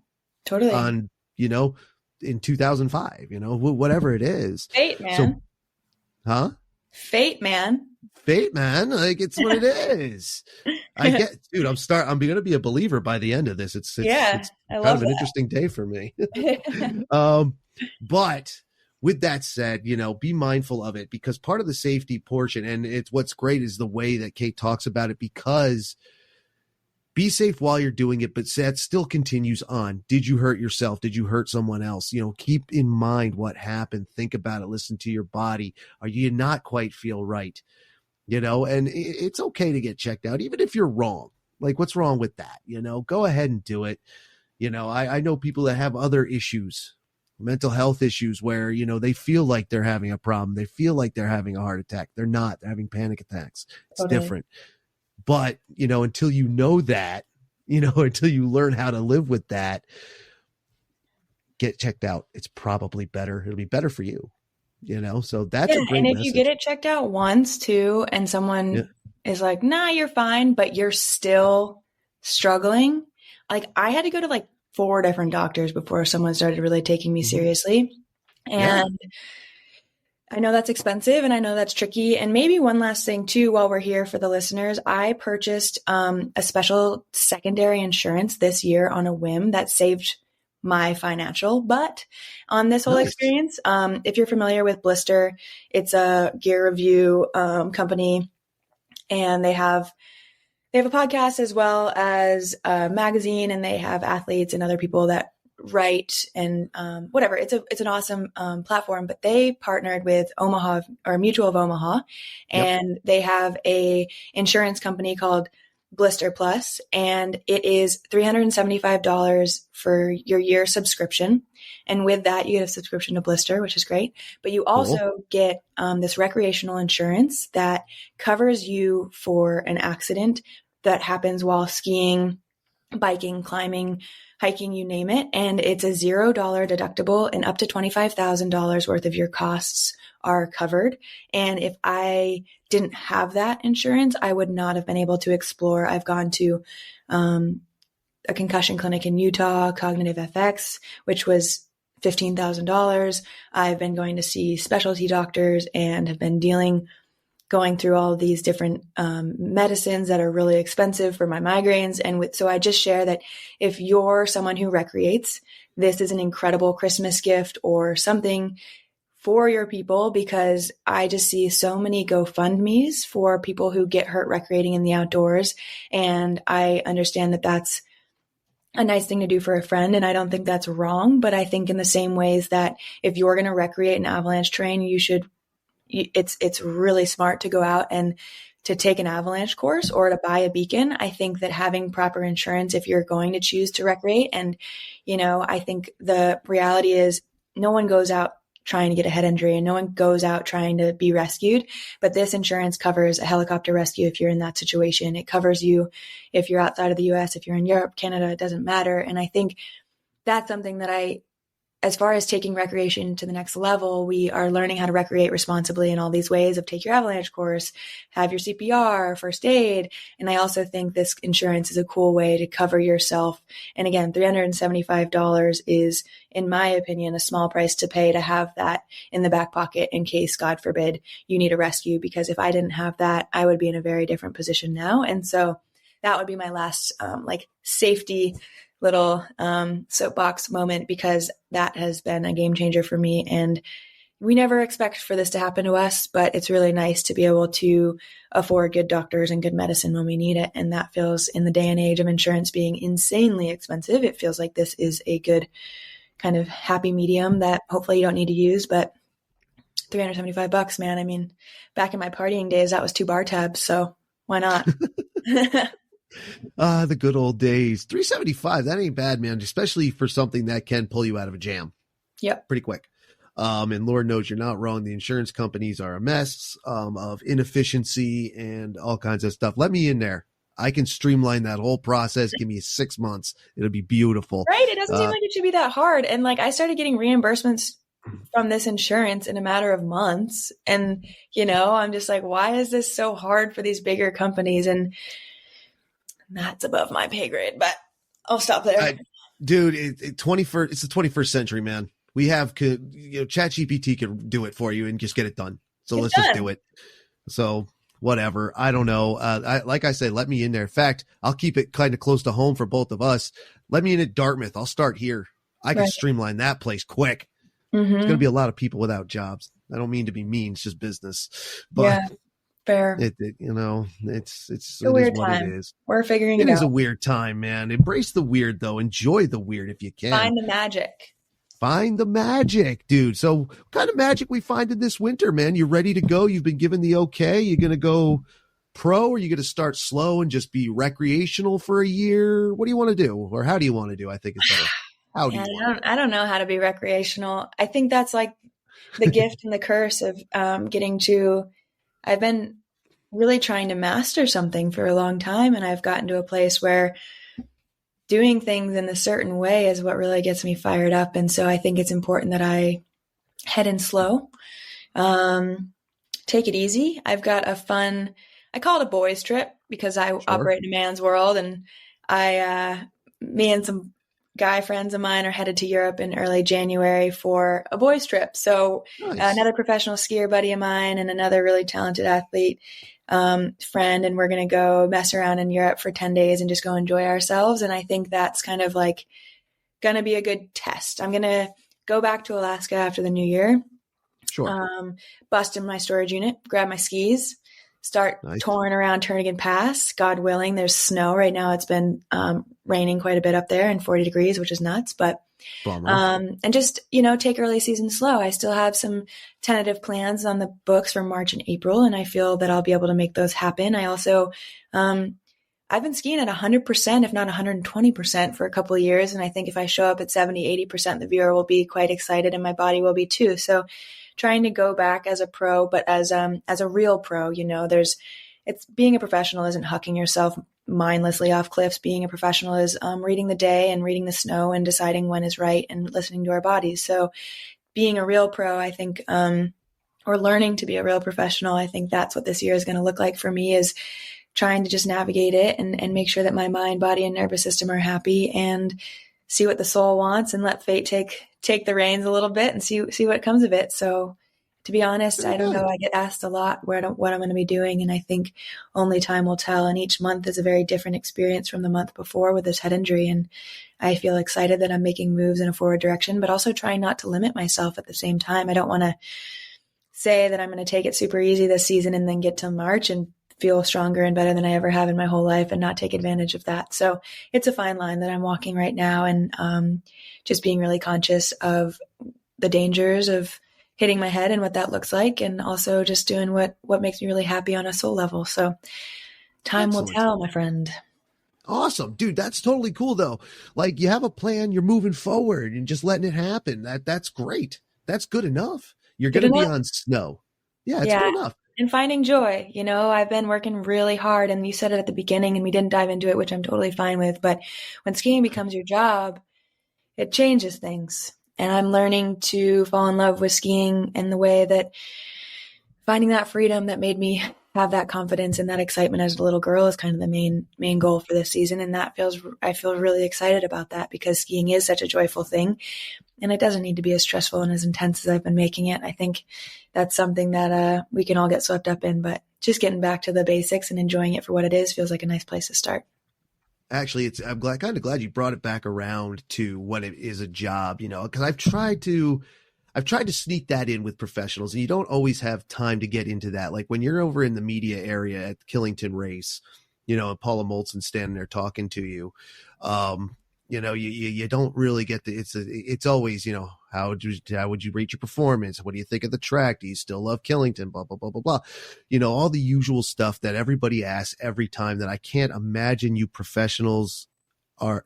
It's got to get boring, man. Like, ask something different, guys. Come on. And to be fair, like sometimes it's just like a generated answer that we have in our head all the time. And like, I believe it. Like ski race, and I don't have like that immediate.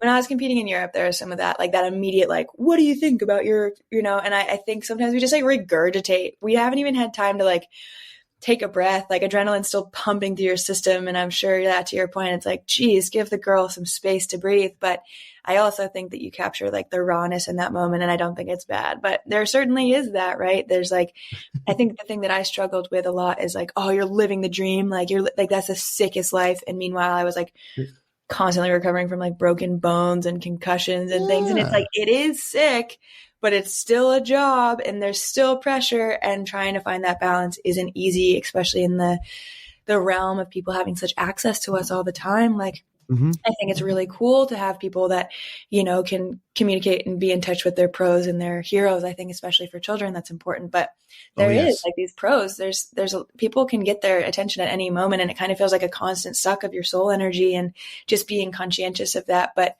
I also think, like, I don't have that experience with you or this podcast or anything, but I think that is a part that we're always expected to show up and smile and tell you that we are living the dream and everything is awesome. And like, you know, Michaela Schifrin's a perfect example. Like, she was going through the loss of her father at the same time that she was expected to be, you know, firing on all cylinders and showing up at 1,000%. And we all, you know, are human at the end of the day. People put a professional athlete on a pedestal and expect them to be larger than life, but everybody's just a human trying to get by, and you don't know what that human is going through. And I've been very vocal about my experiences, and I'm just naturally kind of like transparent, honest, okay with vulnerability type of person, but not everyone wants to be that. And so just like, we don't know what someone's going through. And I think as an athlete, sometimes it gets like hard to just show up and be like stoked all the time. And so for all those reasons, I think just, that's kind of an interesting point of being your career. It is sick. Don't get me wrong. Helicopters, big fan, but there's other things going on that you might not see. Absolutely. And you know what, man, I don't like to bring it up all the time, because when it comes to the media, because I don't want to insult my friends. Right. I have friends in this business.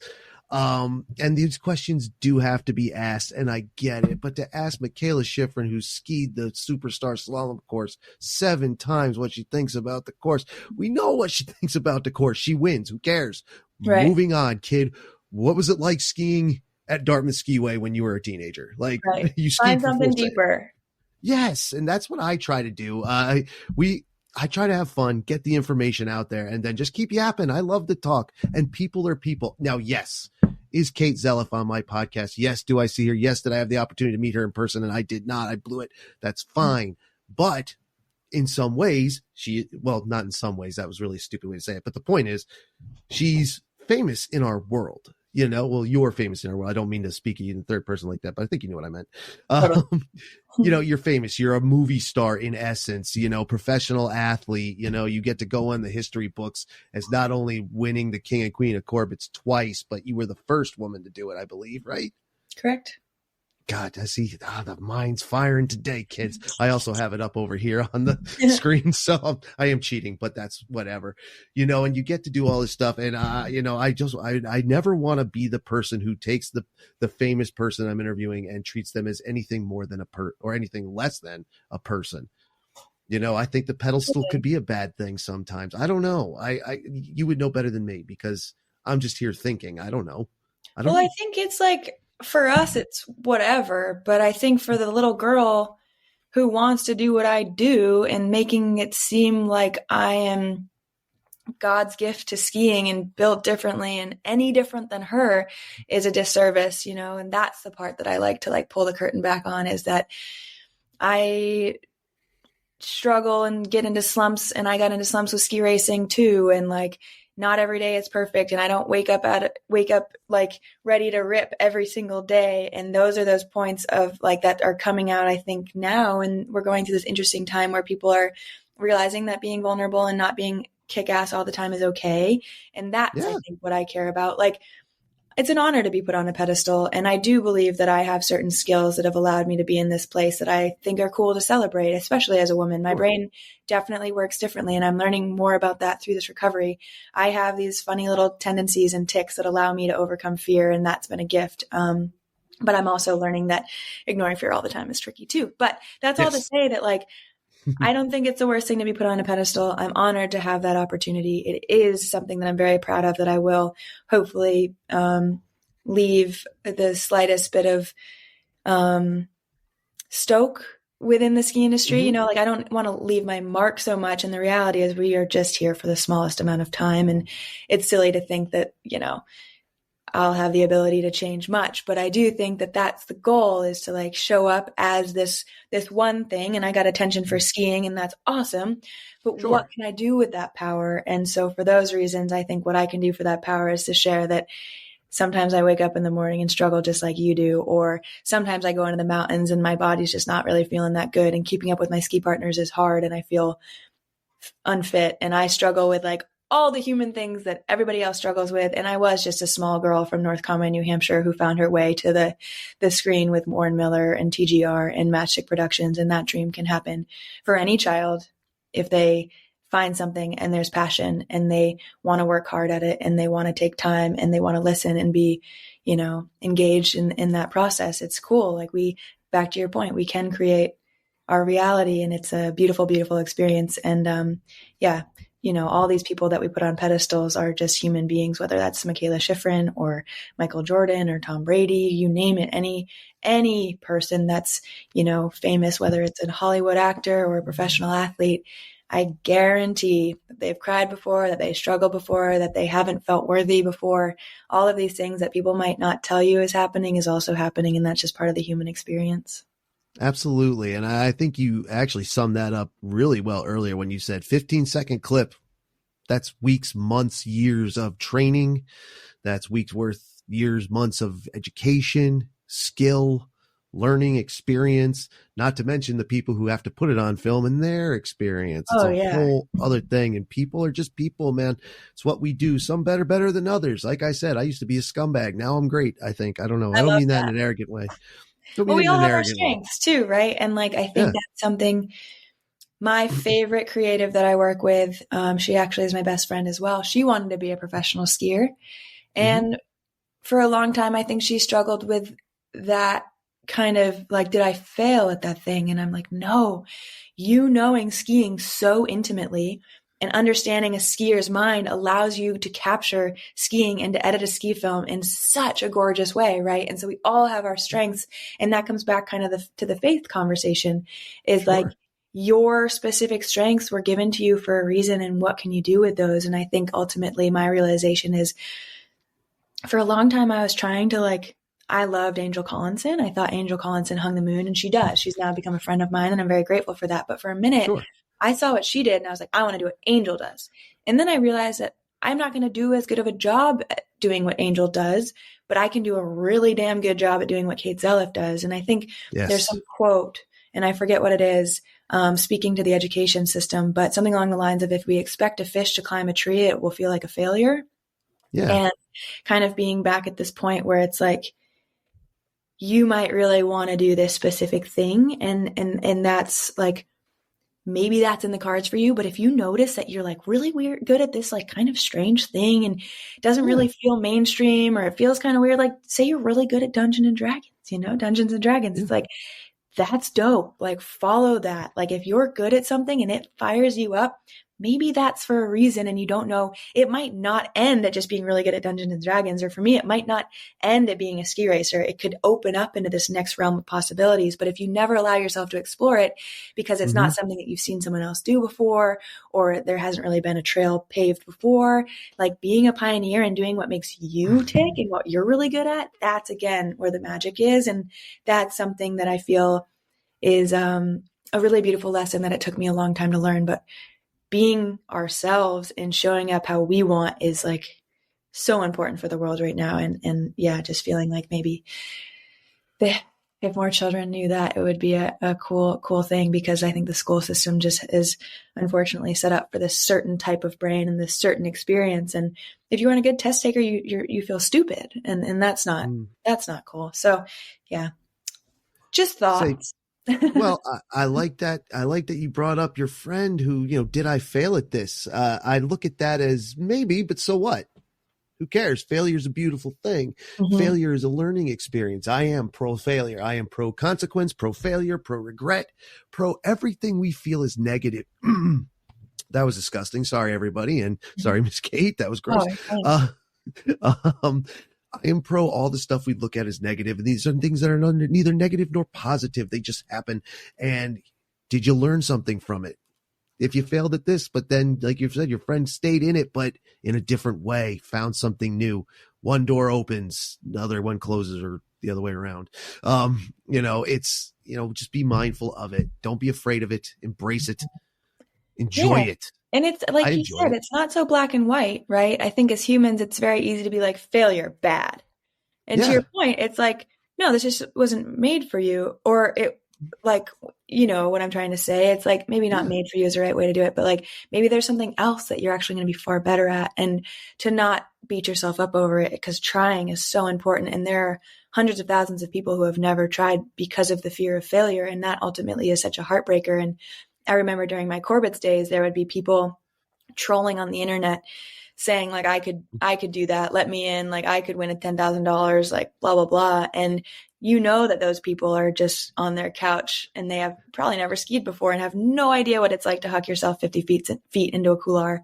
But I think that's also important, is there's so many people that don't even try because of the fear of failure. And failure has this really negative connotation because of whatever. And I love what you said. It doesn't mean that. It doesn't mean that you've failed and that you're a failure. Like, I don't know, the whole word needs reframing, because it's not a negative thing. You should be proud that you tried, Mm-hmm.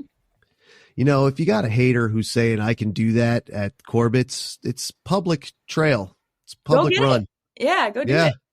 Go buy your ticket. Have a blast. I don't remember if Jackson's on any of the mega passes, but if it is, go for it. Try it. See it. Just be careful, because if you screw it up, that's on you. Yep. Don't be a hater. Got to get that blister plus if you're going to go do that. Absolutely. Like, I'm pretty sure other than the altitude, I could ski to the top of it. Could I successfully get through it? Yes. Could I get through it the way Kate gets through it? No. I couldn't. I'm just not that type of skier. That's all Honestly, that is. it's also crazy messed up. Like I go back and look at those clips and that landing is so flat. And I was 20 something and it was cool, but I don't know. No one feel pressure to go do that. I wouldn't go and do it again. So there you go. 100%. Been there, done that. And, now that I think about it, I probably couldn't do it anyway either. So now that I think about it, but whatever. I might be able to do it. Not like you, though. There's going to be no huck and pray. There's going to be inching my way through it. That's just the way it is. Inbounds, recreational, low altitude skier. That's my game now. Maybe trees on a good day, but Stowe last season, the trees got me to get. Actually, it was one of the most beautiful scorpions I've ever done. It must have looked great because it didn't feel good. Those are tough. Yeah. Well, it happens. That was just a back injury, though, not a head injury. So whatever. So you're doing all this. A couple more things before I let you go. Again, Kate's been very wonderful to let us keep going on this, which is so fantastic. I love it. But two more things. One, did you have a plan going? Are you filming this year or are you taking a break from that? I'm filming this year, tentatively filming. I've been talking to Matchstick Productions. Okay. We have a cool human-powered trip that we're playing with. I don't want to go and get into helicopters this year. I don't think that makes a lot of sense. So I'm going to take it slow, and I'm working on my own personal project. Cool. Yeah, it's going to be like a longer form. It's evolving constantly. It's called Wildflower. I'm making it with my best friend. And it's a story about this evolution and coming awake in the ski industry and the realization of the impact that this career has had on my body and my mind and how I want to return back to the joyous beginnings. So that's going to be coming out in a couple years. I don't know. The creative process is kind of longer than I would have expected. But that's also been very fulfilling, and back to the artistic kind of desires there. It allows me to really kind of dive into those kind of a bit more creative aspects of being a professional athlete. So I'm going to be working along the lines with that film and maybe a couple things here and there, but keeping it mellow, no pressure. It seems to be, I really enjoy getting in front of a camera. Actually, I don't mind it so much. I think I've been doing it long enough that it doesn't feel forced or any way. It doesn't add any more pressure, especially this season. And I think it's important to learn how to operate with my newfound approach, even when a camera comes out. So I see it as an opportunity for growth, and I'm staying curious with it. Cool. So there you go. Caite Zeliff film coming in a couple of years. The creative process in filmmaking where, yes, a person can go shoot in a day. 100% possible. Not easy. Especially, technology does make it a little easier, but it doesn't always take 10 minutes to get these things done. I got one more thing then before my other thing, because it just popped into my head. Do you feel like the ski film genre has stalled? I think film as a whole has stalled. But that's Tim. I study film. It's what I do. I love filmmaking. Do you think that the ski films have stalled? I do. I think it got into too big of a habit of jump, jump, jump, talk, jump, jump, jump, talk, jump, jump, jump, talk. Well, we're on the same page then. Okay, cool. So it's not just me. No, like this is real. Yeah. Because the last few real beautiful ski films that I really, really enjoyed, not to say there haven't been some outliers, but back when Eric Pollard was out there with Ben Shetler and Fujas and Nimbus, they were making some really beautiful films. But then at the same time, that's where it was, you kind of saw it going that way in the early 2000s. And now I feel like it's just saturated with these films, and it's become dry. It's like, where's the story? Where's the, great. You jump and you look beautiful doing it, and it's awesome. And, it's great. And I can't do it, so I like to watch it, but there's got to be story. There's got to be feeling. There's got to be something to the art, just not just your iPhone putting a filter on it. You agree? Yeah, dude, you're preaching to the choir, and it's really nice to hear that because ultimately you are the consumer, right? And so sure, I am in this world in a way that I am sometimes quite judgmental of it. And I certainly feel the same way that you feel, but I also see that, Warren Miller and TGR and all these companies are still filling theaters, and maybe it's just me. Maybe I've gotten grumpy and old and don't want to watch the same thing. But to your point, I can't watch a traditional ski film anymore, and I'm in the ski film, Yeah. And I think that comes from a desire to see something different. And I need to make it clear that I don't think these companies are blowing it. I don't think that they don't know what they're doing, but the reality is the current system doesn't really allow these companies to expand on the story because they're expected to fit 15 to 20 skiers into an hour and 20 hour and 40 long film. And so they're kind of like their hands are tied because they need a certain amount of money to create these films. And to get that amount of money, they need a certain amount of skiers with a certain amount of sponsors to make it happen. Mm-hmm. And so in my opinion, the industry is certainly changing, but it ultimately, unfortunately, in the same way on a larger scale, maybe with the US, we need to really look at the systems in general that have been put in place for a long time because they are no longer working. That's not an easy thing to do. And unfortunately, it seems like destruction is necessary for the rebuild. And that's really scary, because there's a lot of good people that are running these ski films, and you don't want to say like, let's burn it all down because you've got buddies that would lose jobs and it changes the industry. And I do think that we need to appreciate where we've been, right? Like Teton Gravity Research brought a lot of inspiration into my life. I've decided to go away from working with them for personal reasons, but I don't want to take away that, people in their ski films inspired me for years and that they brought the attention into what I could do past ski racing. So thank you for that. But also to your point, we have been doing the same thing for 25 years. And it's oftentimes we're watching white straight boys jump off cliffs and high five and drink beer. And I'm personally good. Like I'm good. Like keep doing it, boys. That's sweet. I'll be right there with you. But like, I want to see something different, or I want to see what this boy is experiencing before he drops in. Like share something with me that shows that you're human, and share something with me that's greater than how you feel about that ski racing track, Michaela, right? Like we all are craving that on some level, and it takes the money of sponsors to prioritize these style of films that maybe aren't your classic ski porn. And that's hard because it's expensive. The average day rate of a filmer is about $1,000 a day. And like you said, you need 2 or 3 weeks of filming to make a 5-minute clip, a 5-minute edit. So just like a lot of money. And I do think if we want to prioritize athletes and we want to prioritize keeping this sport alive, maybe we take some of that money that normally we're pumping into these bigger production companies that I see now as almost monopolies within the ski industry because they hold the power, and maybe we separate that power a little bit and when we give other people opportunities. And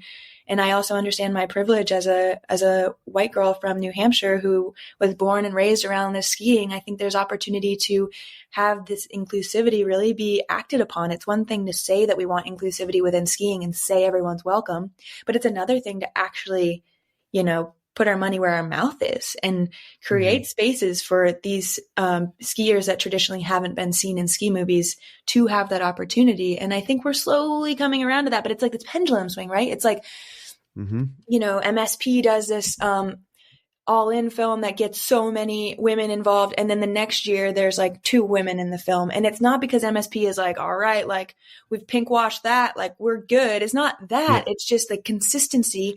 There are so many white dudes that keep showing up, and that's cool. This isn't a man haters club at all. But I think it's important to just notice that a one-off film with a person of color or equal men and women is enough.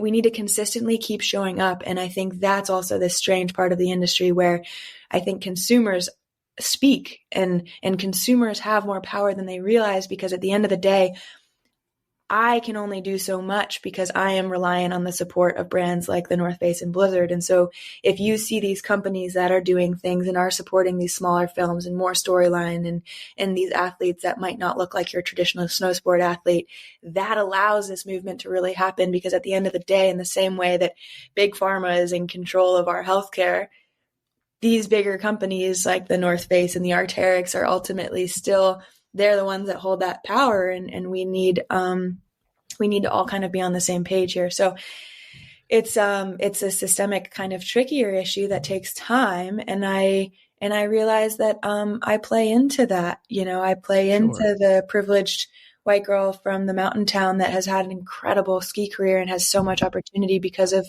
X, Y, and Z. And I want to like own up to that. And I know I'm talented too. Like I understand there's a combo there, but just kind of seeing what has been and how do we go forward. And it seems like there is a bit of destruction that needs to happen to help the rebuild. And I say that with respect and love. And I don't mean it with any anger or hate, but I just see that we've been doing the same thing for so long. And can we change it up? Absolutely. So let's do it. And there's excitement there, and we might fail, right? Like, it's scary as hell making my own movie, and maybe that'll be a total flop, but at least I'm trying, and I'm trying to do it in a way that feels important. And that's all we can ask of the industry too. I don't expect things to change overnight. And I do see the North Face, and I do see Blizzard, and I see these brands that I ski for a reason stepping up. And I really love that. And I love to see that. And so I hope to continue to find ways to try to make it, like I said, a little bit better of a place, a bit more inclusive. And I know that word gets thrown around a lot. And I realize that it's one thing to say it and it's another thing to act on it. And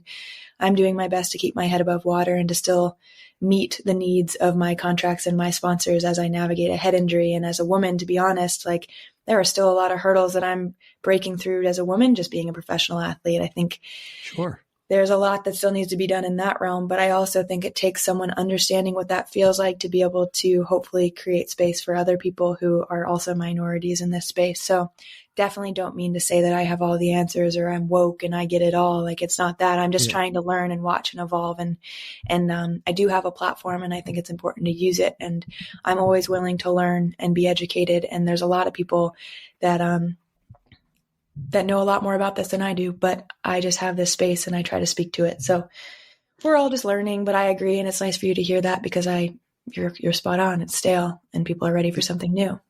And again, just like you said, I'm not hating, just critiquing, and again, I've had this talk with other, film enthusiasts about all genres, big Hollywood, independents, whether it be something in the sci-fi realm, something in the art house realm, something from here or Canada or England or Korea or China or Japan, whatever it is. Some things, sometimes these different genres get stale, and I think it's a big thing in the film as a whole. But not to say I haven't watched them. Again, I have over the years. I haven't watched it yet. I think I'm going to really enjoy TGR, since we brought them up, their latest Indie Pass film, because it can't be jump, and those three dudes over there, shotgunning beers, dude. Yeah, like it's gonna be. It's about a mountain I'm at every day. Going to be every day. Whaleback's my home mountain. I'm here. And I love smaller independent places. So I think I'm going to like the film. And I that's what I want to see more of personally, is stories, like you said. And obviously you're going to take that task to heart and do it. Not to be a hater, but to bring it into the final thing I'm going to stick Kate with here.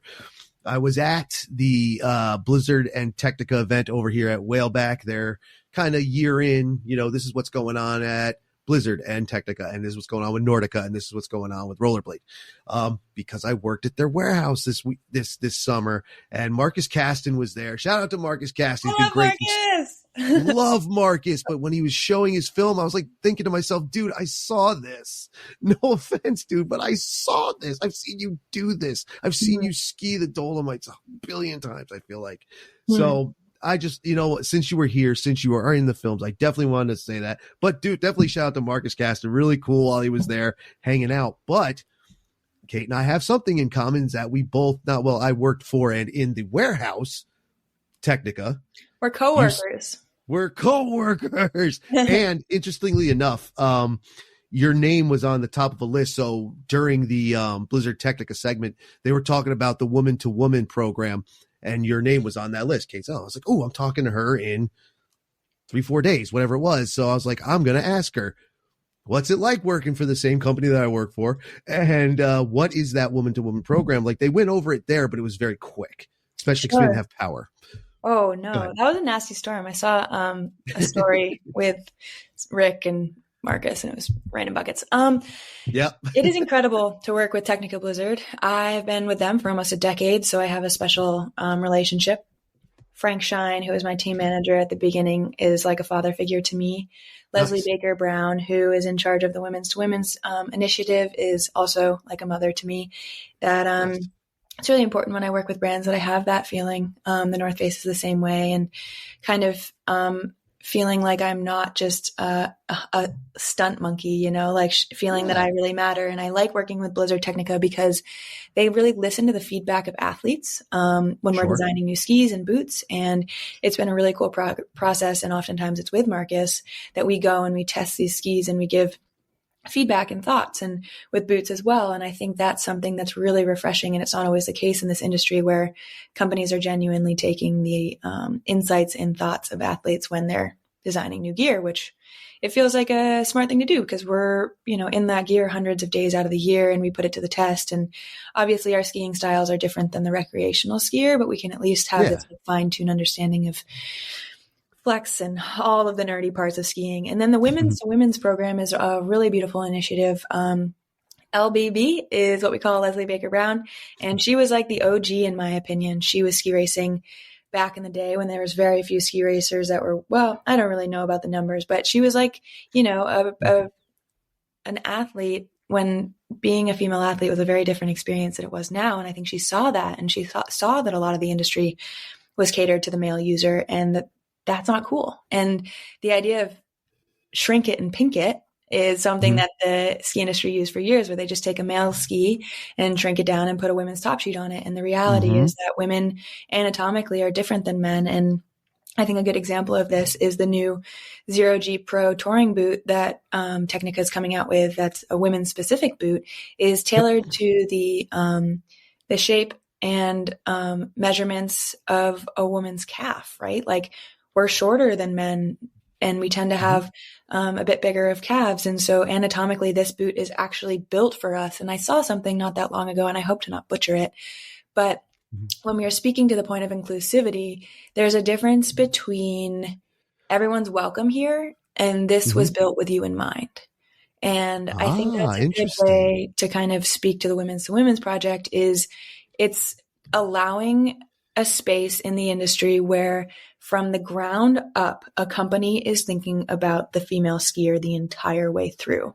It's not taking a boot and adjusting it for a woman, but it's literally taking all of this input from a whole bunch of women. And that's, you know, me and Elise Sogstead and Piper Kunst and Juliette Willeman and all of these athletes who are women, but also the average consumer.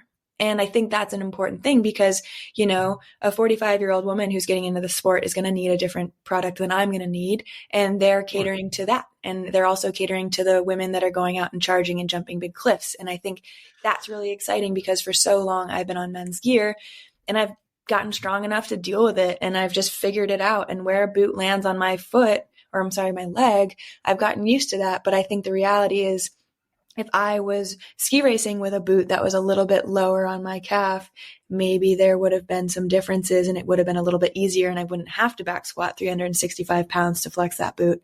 So there's these things that allow us to kind of show up fully as women in this space and have equipment that works for us in the same way that for hundreds of years, men have had equipment that's been built for them. And no wonder men are better at sports, right? You imagine if men started skiing and they just had to ski on like the exact product that was made for a different gender. Yeah. It doesn't work. It doesn't make sense. It doesn't work at all. Like it's a thing that's past its time, especially in the 21st century when we have all the technology, excuse me, in the world to measure and fine tune and test, you know, how much PSI someone moves at and, you know, sizes and all this, that, and the other thing. Like, let's face it, the only thing men and women can really share in any realm is a hoodie.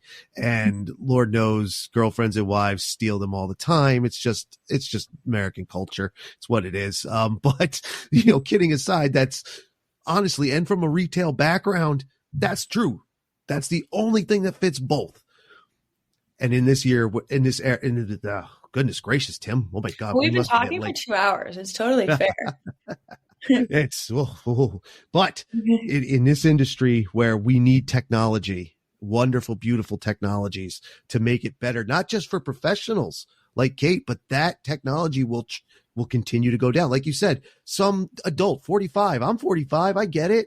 You know, it's not something easy to do to get into at that age, you know, when you've been doing it since you were a kid and you look at someone and you got to say, hey, I get that you're afraid, but at least your equipment will be there for you. Right. We have all this technology and it's beautiful. And they were talking about some of those new changes. I don't remember which ones I could talk about specifically because I don't remember the embargoes and I don't remember which ones went with Nordica, which ones went with Blizzard Technica. I know that the Zero G, the touring ski, they've started to make a women's construction.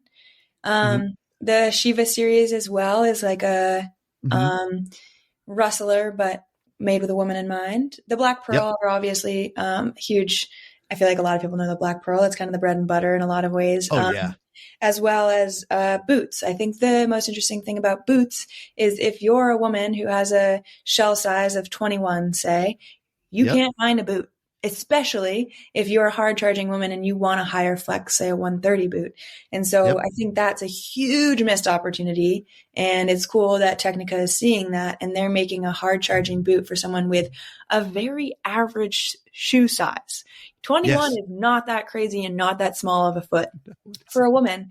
You know, I'm lucky. I'm a 9, I'm a 24/5, which is like kind of the sweet spot because that's the boot that they come out with first. That size is the size that they use for testing and can kind of get on for whatever reason. That's what they think is the average. But a 9, I mean, I'm 5'5", I've got big feet for some reason, but a 9 is kind of like a big shoe for a woman. So the fact that the average kind of consumer shoe size isn't even made shows that this industry hasn't been thinking about women. And that's like what is so cool about what LBB is doing is she knows that she's a shredder and she probably for a long time was skiing on gear that wasn't made for her. And so she did something about it. And I think that's the initiative that I love to see is, oh, there's a need in the industry for this. Like, let's do something about it. And that's why I've continued to ski for Blizzard. It's because I love them like family, but also they continue to listen to our feedback and they continue to make waves in an industry that, again, we need this to be happening. And it's led by companies.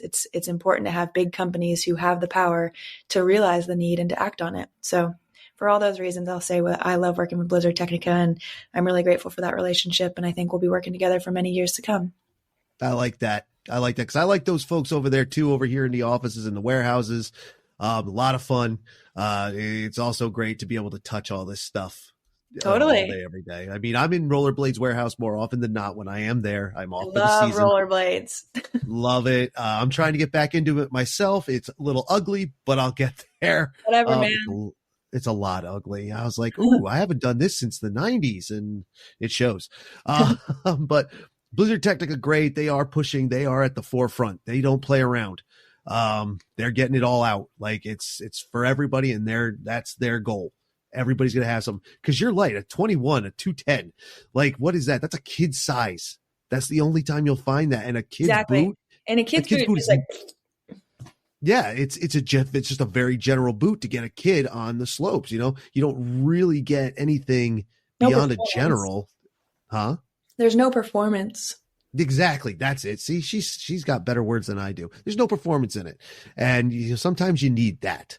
I'm very happy to say that I have my Technica boots this year. I'm very excited about my mock ones. HV, high volume, 275. Since she said her size, I'll say mine, 27.5. So there you go.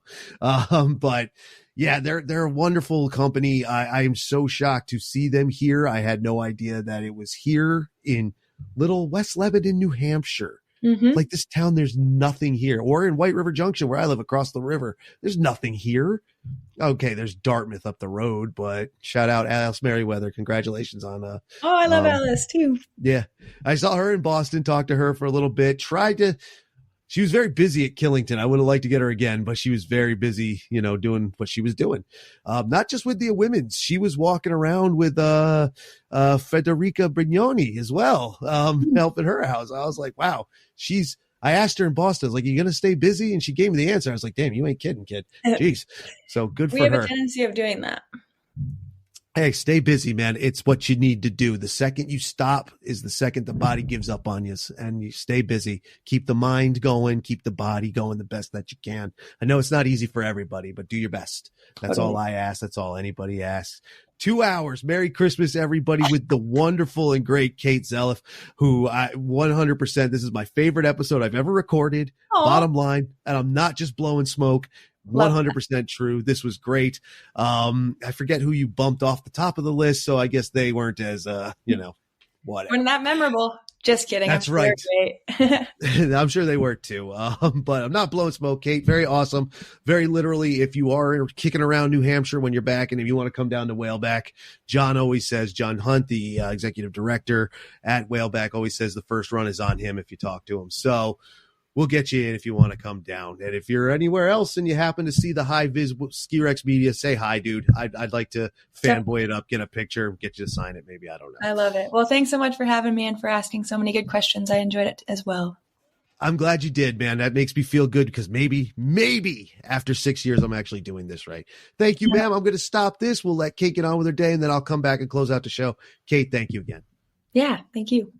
And there she goes, the wonderful Caite Zeliff, New Englander, pro big mountain skier, and obviously a lot of fun. That episode was great. Absolutely my favorite. I hope you enjoyed my coming to that realization during the episode.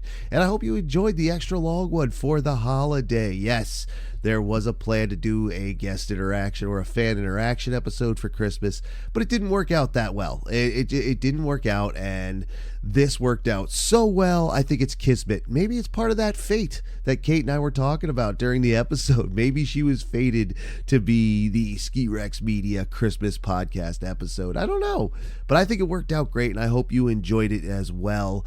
I hope you enjoyed listening to it as much as we enjoyed creating it. It was a lot of fun, especially for a Monday morning. Some people don't like Mondays. Mondays work out just fine, right? Right. Thank you for joining me on the old Ski Rex Media podcast, again with Caite Zeliff. If you are new here, please consider subscribing.